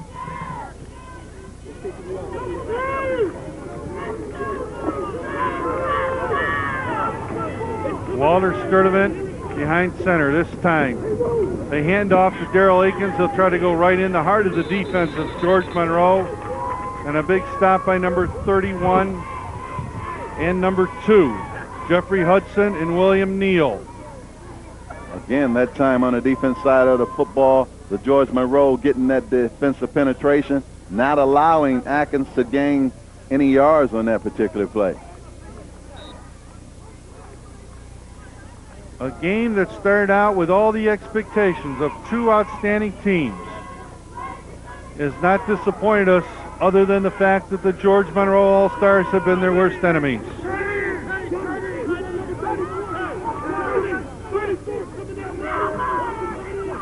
Third down. They give it to Perkins. He's going to try to cut across, and he's knocked down and denied getting in. This time it was number 2, William Neal. That time the Glenville lined up with a shotgun formation, but they put number 2 Perkins at the quarterback position and put the quarterback Sturdivant in the slot, gaining a few yards. So 4th down and goal. They need 2 yards to score. George Monroe can make a statement here. And Glenville, if they're successful, could put a seal on it. 3 minutes to go, third quarter. Handoff Akins, he's trying to get in. Touchdown, Glenville Titans. And the Titans keep impressing us with those long drives. No passes, just rush, rush, pound, pound, control the line of scrimmage football.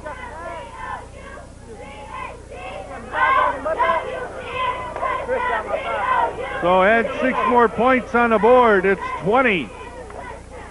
All Glenville Titans.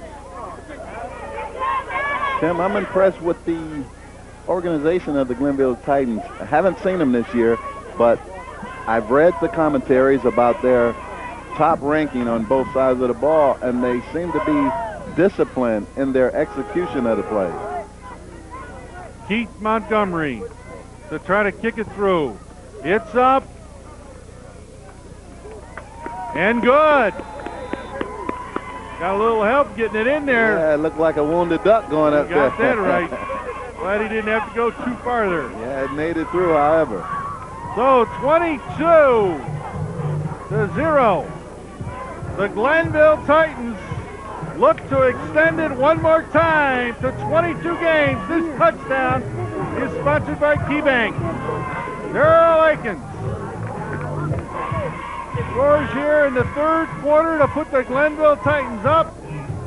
Just under 3 minutes to go in the third quarter. I wonder if our fine stat crew can let us know the rushing yards of Atkins and Perkins.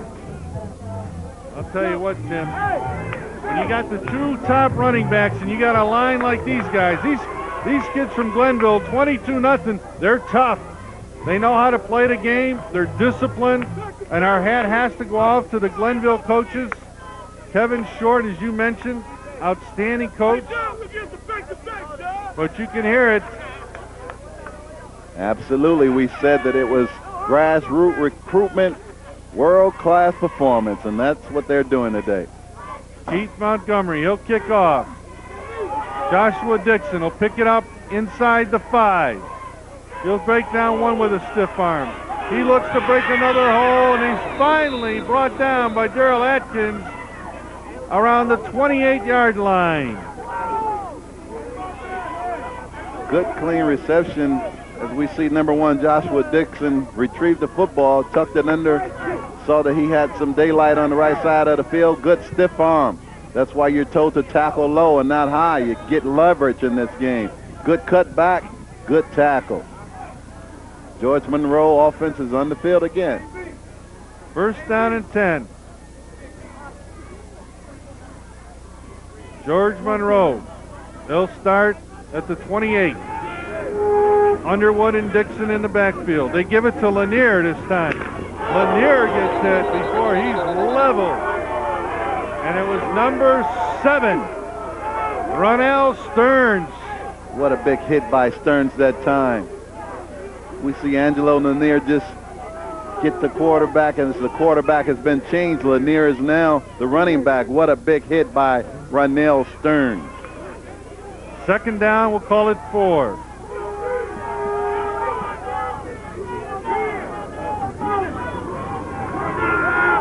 Joshua Dixon at quarterback. Gets the snap, looks to run, breaks inside the defensive tackle. But more importantly, a gain of 6 yards and another first down for the George Monroe All-Stars. And we see that the exchange from center with Joshua Dixon seems to be an easier one, a smoother transition, whereas to when Angelo Lanier was in there, it was a tougher time for center and quarterback exchanging of football. We'll see if now they go back to Angelo Lanier. Well, they've changed the center. And oh no, they didn't do it again. They did it again. They're pointing that Glenville has it, and the referees agree. Oh, Tim, you put the whammy on him. I didn't mean to, but you had two successful plays with Joshua Dixon underneath the center, and then you go back to Angelo Lanier, who has had challenges and difficulty all day in retrieving that ball from the center, and look what happened. Well, they had number 72, Jameel Robinson, moved over to center. That was one of the changes I saw. But I'll tell you, the guy on defense over there, that nose guard for the Glenville team, he's causing them fits, Jeremiah Curry. So the Glenville Titans go back with their top 2 running backs. One had 10 carries for 19 yards. That was Akins. But Chris Perkins, 13 carries, 86 yards. Tim, you asked about it. Between both of them, 23 carries over 100 yards on the ground. And anytime you can gain 100 yards in any Illegal level procedure of football, that's success on the in running offense. the football. 5 yards, still first down. So they call it on the offense. So it'll make it first down. First down and 15 with 1:45 to go. All right, let's go. One of the very few penalties committed by the Titans offense today. And Tim, I have to be honest, I watched George Monroe play a little bit during the year. I did not see that problem with the exchange. This is the first time I've noticed it, so I'm a little bit surprised. A good defensive penetration by Monroe All-Stars that time. Not biting on the play fake. You look here, Peter Sains comes up. Now they said he was stopped here, so they'll give him forward progress. The clock continues to run down to 1 minute. And that was good for the quarterback, Walter Sturdivant of Glenville, not to try to force anything to make something happen, being 22 points up, and keep the football as opposed to forcing it and turning it over. So second down, I'm going to call it about 25. A big loss definitely puts him back into the shotgun.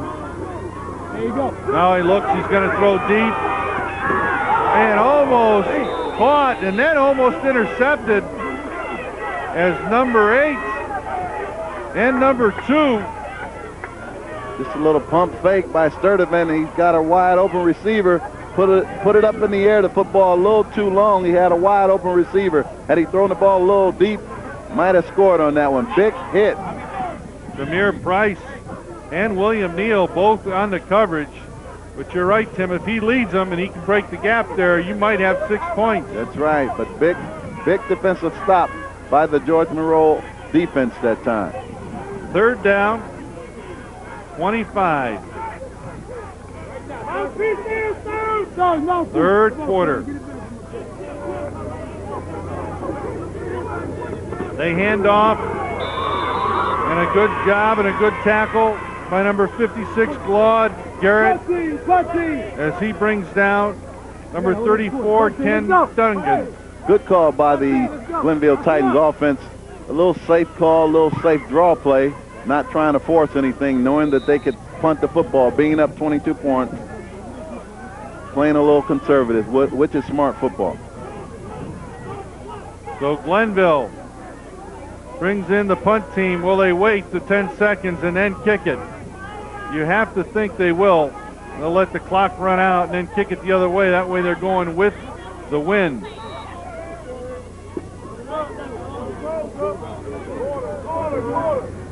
So at the end of 3 quarters of play, the Glenville Titans 21-game winning streak. Looking good as they lead 22-0. Tim, we've been talking about all the football play and all the different things, and as we wound down this season, we're very close to holidays, but we also have a great opportunity to talk about some of the things that are taking place in the Division of Recreation, things they have looked forward to during the months of January, February, and March.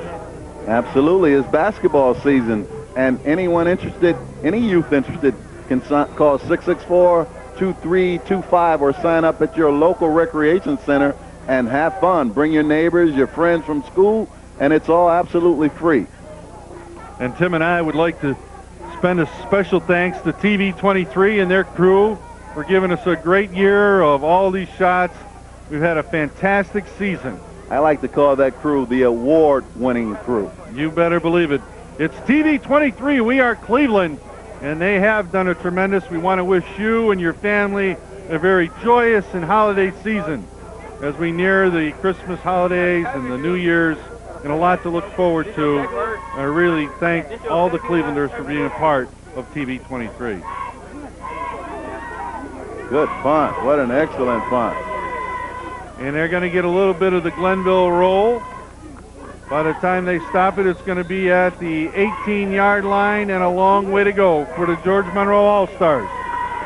So as the fourth quarter starts, George Monroe trailing big, Tim, and they haven't been able to do much with the #1 defense. Once again, George Monroe has been their own worst enemy with those self-inflicted wounds. The repeated mis-exchange from center to quarterback, the fumbles, the turnovers, and you can't win a football game with all the turnovers and the mistakes.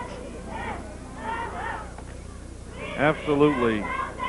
And I'll tell you, Mike Monroe really runs a great, he's got a lot of great people in his organization that make it worthwhile. I mean, you talk about kids getting taken care of, and both organizations you look here today, when you talk to them, they don't talk about football. They talk about family. They talk about the values, the education, the schoolwork, the homework.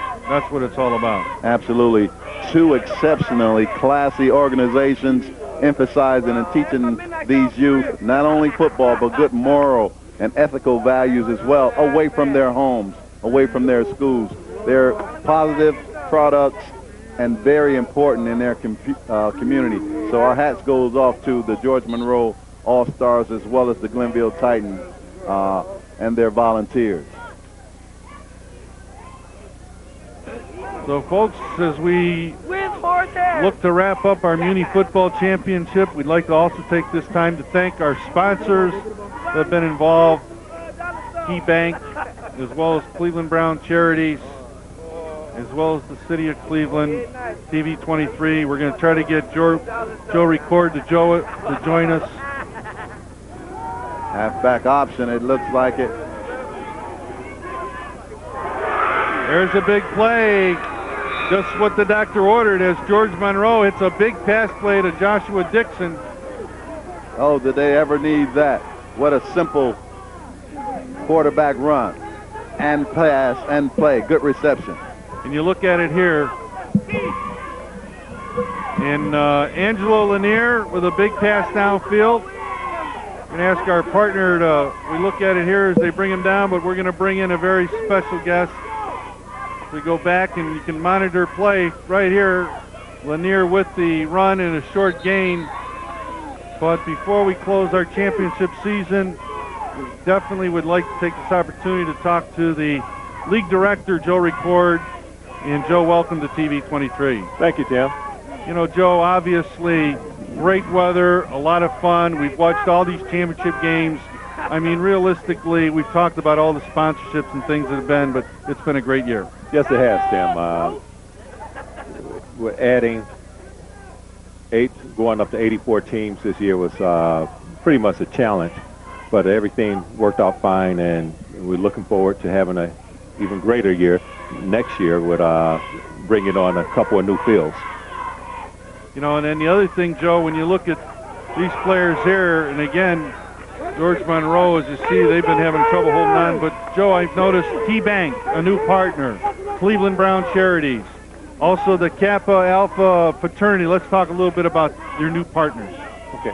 Well, Key Bank came on and contributes some monies to help us out with our insurances. And the Cleveland Brown Foundation are helping us out with equipment. And Kappa Alpha Psi Fraternity Incorporated is helping us out with our mentoring program for our young men and women. And so next year we should really have everything in place, and we should see some great success out of each one of those organizations that are stepping up to help Cleveland Muny football.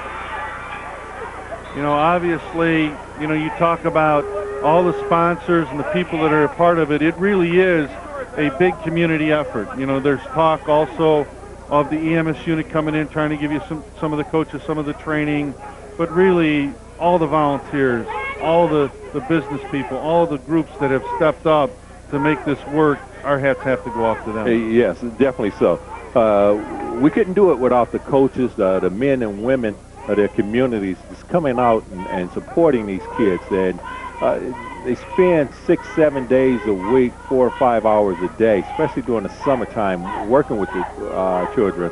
And, you know, my hat just goes off to them for putting in all this time with the kids. And it's just a great thing to see that the organizations come together to work with the children in our community. And we're looking forward to working with them more in the future, and with our partners of Key Bank, the Cleveland Browns, Kappa Alpha Psi, and we hope to add more sponsorship on for next year. And obviously, I mentioned earlier, you have a website now for the league that people can go to, and again, www.clevelandmunifootball.org. Organizations are listed there, so if they're interested in maybe getting their kids involved for next season, they can go right online to find that out. That's true. And also during the off season here, if you're interested in adding a team to Cleveland Muny football, just get in touch with us at 216-355-5667.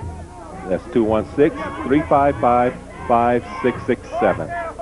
And again, remember, folks, it's a commitment that you'll make, but you can enrich many, many lives that you're talking about. And you look at a guy like Kevin Shorts, it's a lot of hours, a lot of time, a lot of teaching, a lot of patience. It takes special people to do this, Joe. Yeah, definitely. Kevin is a real good guy, good coach, and show a lot of patience. I've known Kevin just about all his life. In fact, Kevin grew up next door to me. So, you know, Kevin does a great job. Looking across at Mike Monroe, George Monroe is named after Mike's father, who coached in the league for many years, and he passed away a few years ago. And Mike just has a great organization. And right today, they're not playing that well. They're shooting themselves in the foot with turnovers. But that is a top-notch organization over there. Absolutely. Well, you look here, again, there are kids out here playing, having fun, playing football. I guess the one final thing that we really sometimes we think about it, and we probably talk about it more in off season as we go through. And I know that you're a Benedictine alumni, but really we have a lot of kids that have left Muny football, went on to high school, excelled. I mean, we're going to probably see Glenville High School in the state playoffs again. They're probably going to do a great job. And then you've got kids even gone to college and play pro ball, and I know those are fresh in your mind, some of them. Oh, yeah. Even the kids, the running backs over at St. Ed's, played at the Sims Raiders. I believe his name is Edmonds. And if you look at Ohio State, Dante Whitner, Troy Smith, Ted Ginn Jr., those kids came from this league. So we have kids all over the place that's playing football and on the collegiate level and on into the pros. So we're really proud of the success these kids having. And there's numerous of kids out there that you don't hear about who went on to do great things in the classroom and out working in corporate America today. So, you know, we have a lot of success with this, with the league, with our alumni in the league.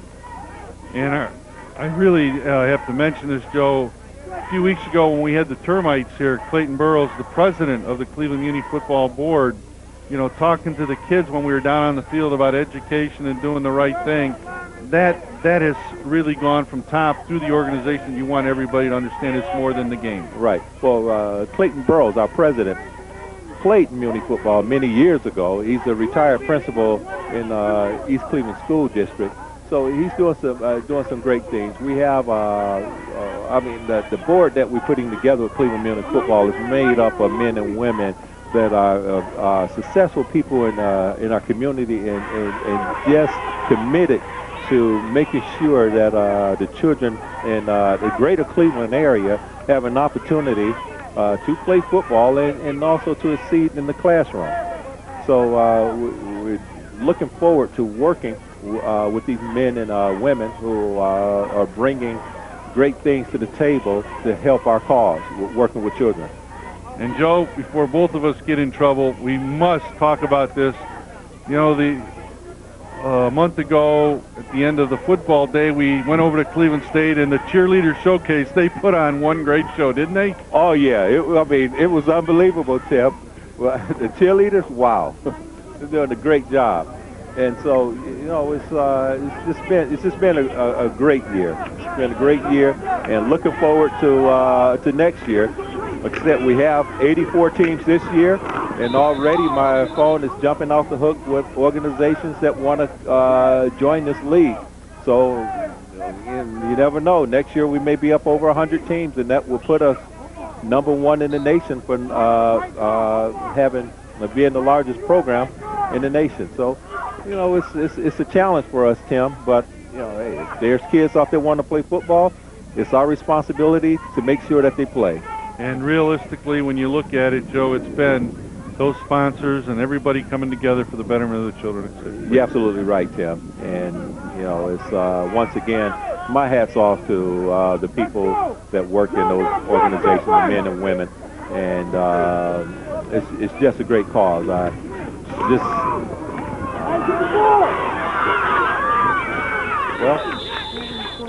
All right, Joe. Well, I want to thank you for coming by. Thank you, Tim. And you're doing a great job, and keep it up. Oh, so are you, Tim. Okay. So let's keep at it. Okay, Right, thanks a lot. Joe Record, the league director of Cleveland Muny football, coming by. And we're going to get our partner back in the house. So you finally got back in the, I don't want to say it, but I know you feel a lot better now, partner. I didn't go anywhere. I had to allow Joe Record the opportunity to so eloquently express what he does so well with the Muny football teams. As I said, partner, my motto is grassroots recruitment, world-class performance, and that's exactly what these youths does for us. They do it every day, in and out. So kudos to Joe Record and the rest of the Muny football top prize. Well, you can see 2:22 to go here in the fourth quarter. The Glenville Titans look to keep the winning streak alive, and I'm sure there'll be teams looking to challenge in 2006. Lanier back, throws, hits. Number 8 from George Monroe. That was a very well executed play, and seeing that develop, and I wonder why Coach didn't go to something like that a little earlier. I know that they said they would only pass 40% of the time, but it seems like that's about the third or fourth pass and the first of that particular style, that short route. Hey, get all the way in the middle. So Lanier looks, this time throws, deep end zone, is it? Oh, it was in his hand and he let it go. He was playing center field, Tim. He put it right there. Yeah, it was right there. And he was like, looky, looky, looky, look what I have here. And he was so excited, I think he just lost concentration of the football. I'm trying to see if that's Joshua Miller or Darnell Smith. I'm trying to get a little help here from my coordinator over here. Did you get a number on that one? You're saying Joshua Miller. Oh, he'll sit back and look at that and say, oh, how could I have dropped that one? Oh, yeah. Third down inches. Josh Dixon, he'll pick up the first down. He's going to pick up more as he takes it all the way down, almost to the 15-yard line. Before he's brought down by Stephon Black. Partner, the clouds have come in. Yeah, the clouds are coming in. It's getting later in the afternoon, or should I say early evening, and we're very fortunate to be at this point in the game, 1:29 remaining, and George Monroe trying to knock on the door and prevent the shutout. So you're looking at Meredith Baker inform us that there's another timeout's been called with 1:29 to go. And Tim, it's when you look at all the championship games, I mean, you were with us when we did the termites, and Glenville Titans came up short on that end, but it looks like it's going to be the other way on this end. But really, when Joe was mentioning about the different organizations and how it's a commitment by a community to make it happen, realistically, it is a village that helps raise a child. Absolutely. It takes everyone in the community to give what they can give to each youth in the community to assist them in their development and in their growth. You know, the parents, it starts at home. We all are aware of that. But from the school to the rec centers to the local supermarket or the local mom and pop store, it takes everyone to reach out and give what they can to these youth so that they'll have an opportunity to lead us as our leader, our future leaders. So 1:29 to go. To the outside, and a pickup of about another 6 yards by number 2, William Neal. Lanier, 3 for 8 passing, 48 yards. Another player down. I had a feeling when we'd see that the clouds come down and we'd get down to this 2 minutes, and we might see a little bit of some people going down here. We're hoping everybody's okay. Yeah, I think that's number 99, Marcus Pierce. And he's up under his own control, walking off as he has to come out and relax for one play. And that's by the rules. If anyone goes down injured, they have to come out for at least a play so that they can regain and get a better asset of the evaluation of the injury. So second down, about 5. They're at the Glenville 11. They would love to take that 0 off the board.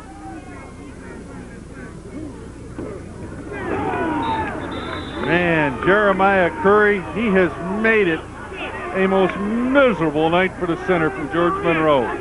I tell you, Curry is the true definition of a nose guard. He plays the run well, and he fires through on the pass. He's been hard to contain all day.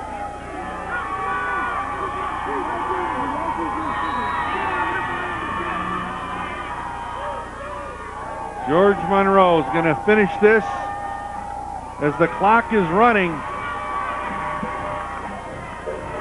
They're trying to stop it.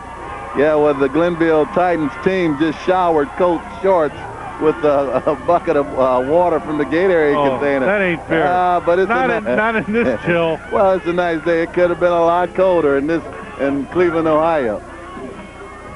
And that just shows the love. The kids see that emulated, and they're trying to do what they see. But they do that out of love and fun for their coach, who puts in long hours and show them the compassion and love that they receive in that community. So Joshua Dixon from George Monroe, 11 rushes, 103 yards, 1 interception for 35 yards. He's given a lot of heart out there today, but it wasn't nowhere near enough.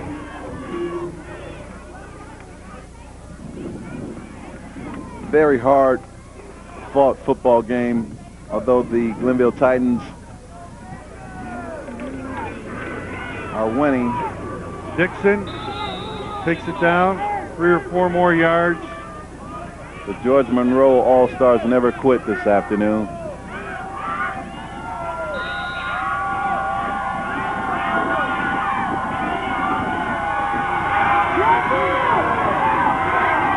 They hand it off. They're trying to get inside. Dixon, touchdown, George Monroe.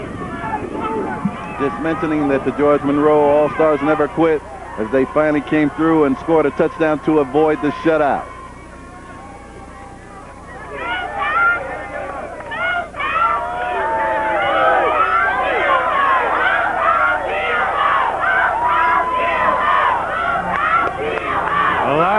many people. And I can guarantee you a lot of the people we're watching right here, they might be going to a place called the Glenville High School football team. Absolutely. That Glenville High School football team, and Coach Ginn continues to build and recruit from that Glenville Muny football and the rec center, and they're doing an excellent job right there in the community. Ramesh Pope, he'll line up.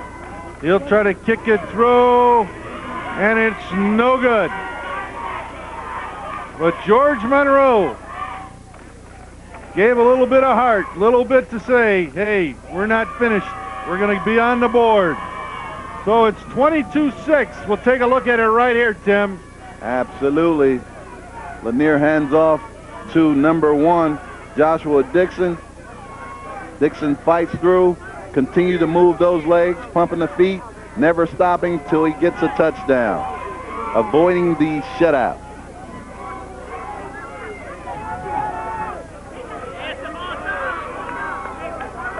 So, again, we're going to be selecting an outstanding player, both offense and defense. You at home, you've watched this. Who would you have picked? We'll also have both teams and their coaches right after the championship game down on the field.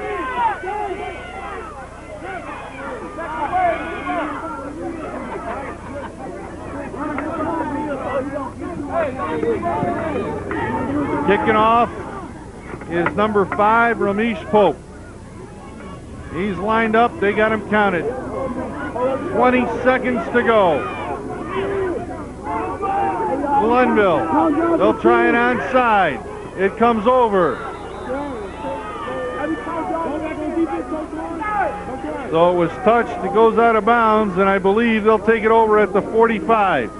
19 seconds left on the time clock. You'd think Glenville would just take the snap and kneel down, and that would be the end of the football game.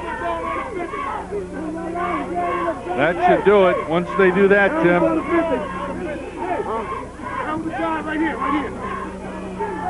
Right here, y'all. Let's go. So the officials will get together. They're going to set it down right there is what I'm hearing. You can do that. You can start counting, but get ready right here. Helmet on. Hey, helmet. Keep your helmets on. That's all. Team's getting ready. These officials. Very good. The ball was touched by the receiving team, went out of bounds. It is still in the possession of the receiving team. First down. Well, there you hear it from our head referee, Meredith Baker. So 19 seconds to go. You got to believe they're going to sit down and kneel it. And that's exactly what they'll do is they're going to let the clock run out. You have to see it. They'll count it for you, folks. 9, 8, 7, 6, 5, 4, 3, 2, 1.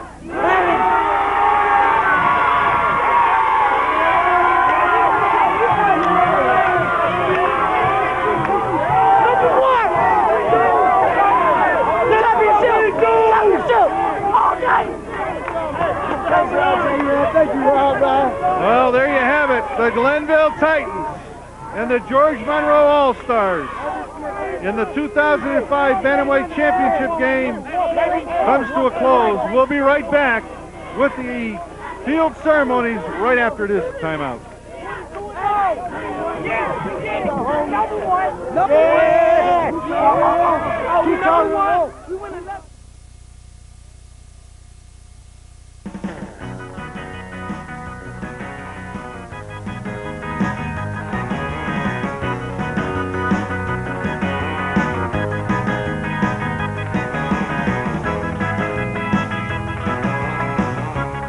Hi, this is Chris Luciani, manager of the Cleveland Bureau of Cultural Arts, standing looking at this beautiful mural that was actually painted by young people and professional artists.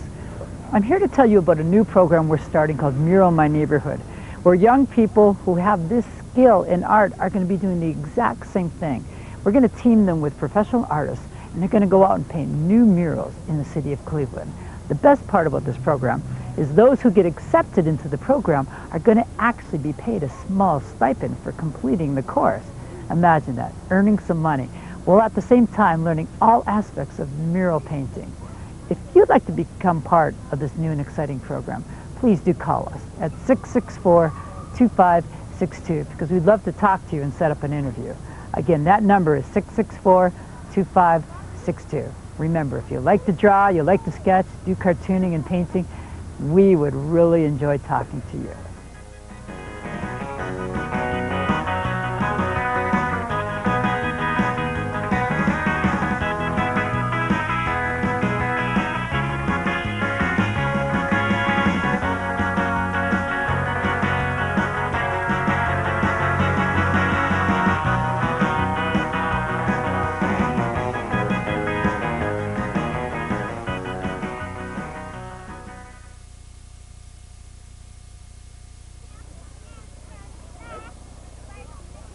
Welcome back to Rose Field, and I'm with the George Monroe All-Stars. They played a wonderful football game. Unfortunately, someone has to win and someone has to lose.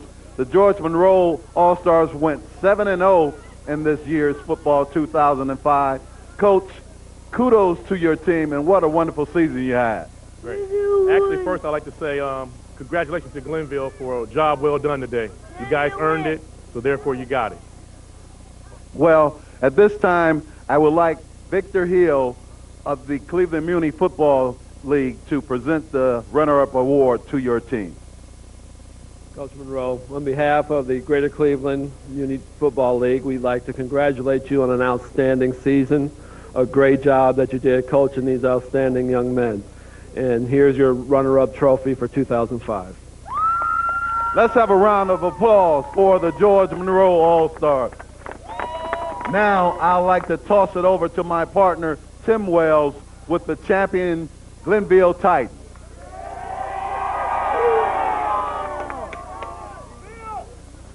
Well, partner, you started out when we started today's game, we talked about two undefeated teams, and I can remember a few years ago the George Monroe All-Stars stood on this field with a 21-game winning streak. So two teams that know how to win came here today, and how fitting it was. And I'm sure when they look back, they'll say we are our worst enemies. But the 21-game winning streak seems to be alive at the Glenville Titans house.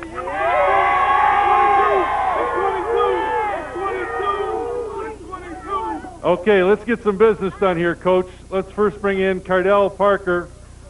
He is with the Cleveland Muny Football Board, and we're going to put him to work. First of all, outstanding offense. This is an easy one because he's done it all year for you. One of the leading scorers in the league, the guy that has led this league.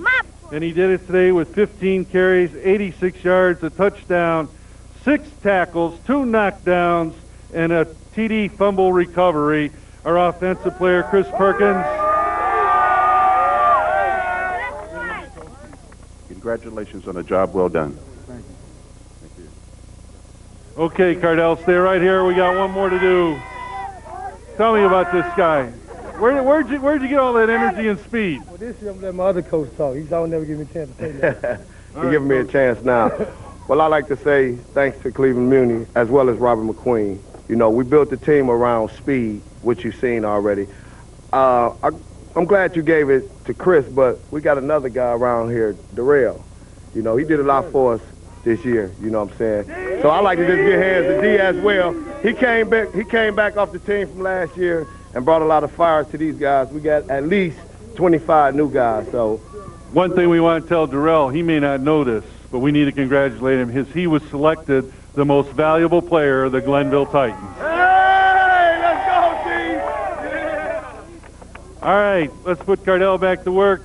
You talk about #1 in offense. You also did it on the other side. You came #1 in offense, actually, for the league by only 4 points to George Monroe. But on defense, you guys did it all year long. And our outstanding defensive player was a guy that drove George Monroe nuts all day. He just messed with that center where they had one bad snap after another. Mike Monroe mentioned at halftime that the center your guy over the center really played tough today.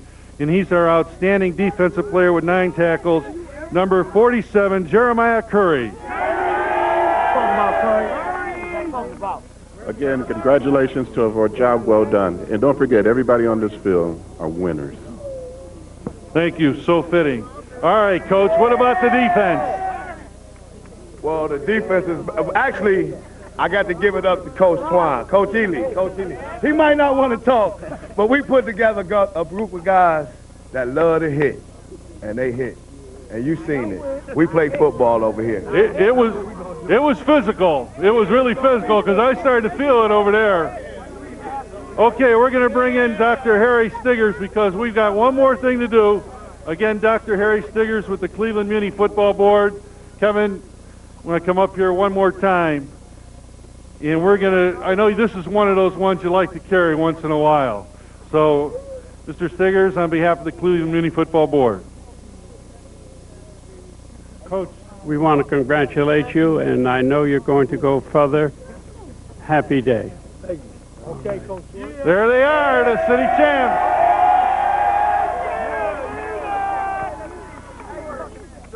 Well, Tim Isaac, let's come in. What a great championship football weekend. And again, you know, we talk here about Glenville, but listen, George Monroe All-Stars have nothing to be ashamed of because those guys are a first-class organization with an undefeated team. There's no way around it. Yet in 2005, they'll look back and we'll hear it all season long. It will no longer be 21. It'll be 22, a winning streak still alive as we roll into next season. But Tim, it's been one great season of championship play.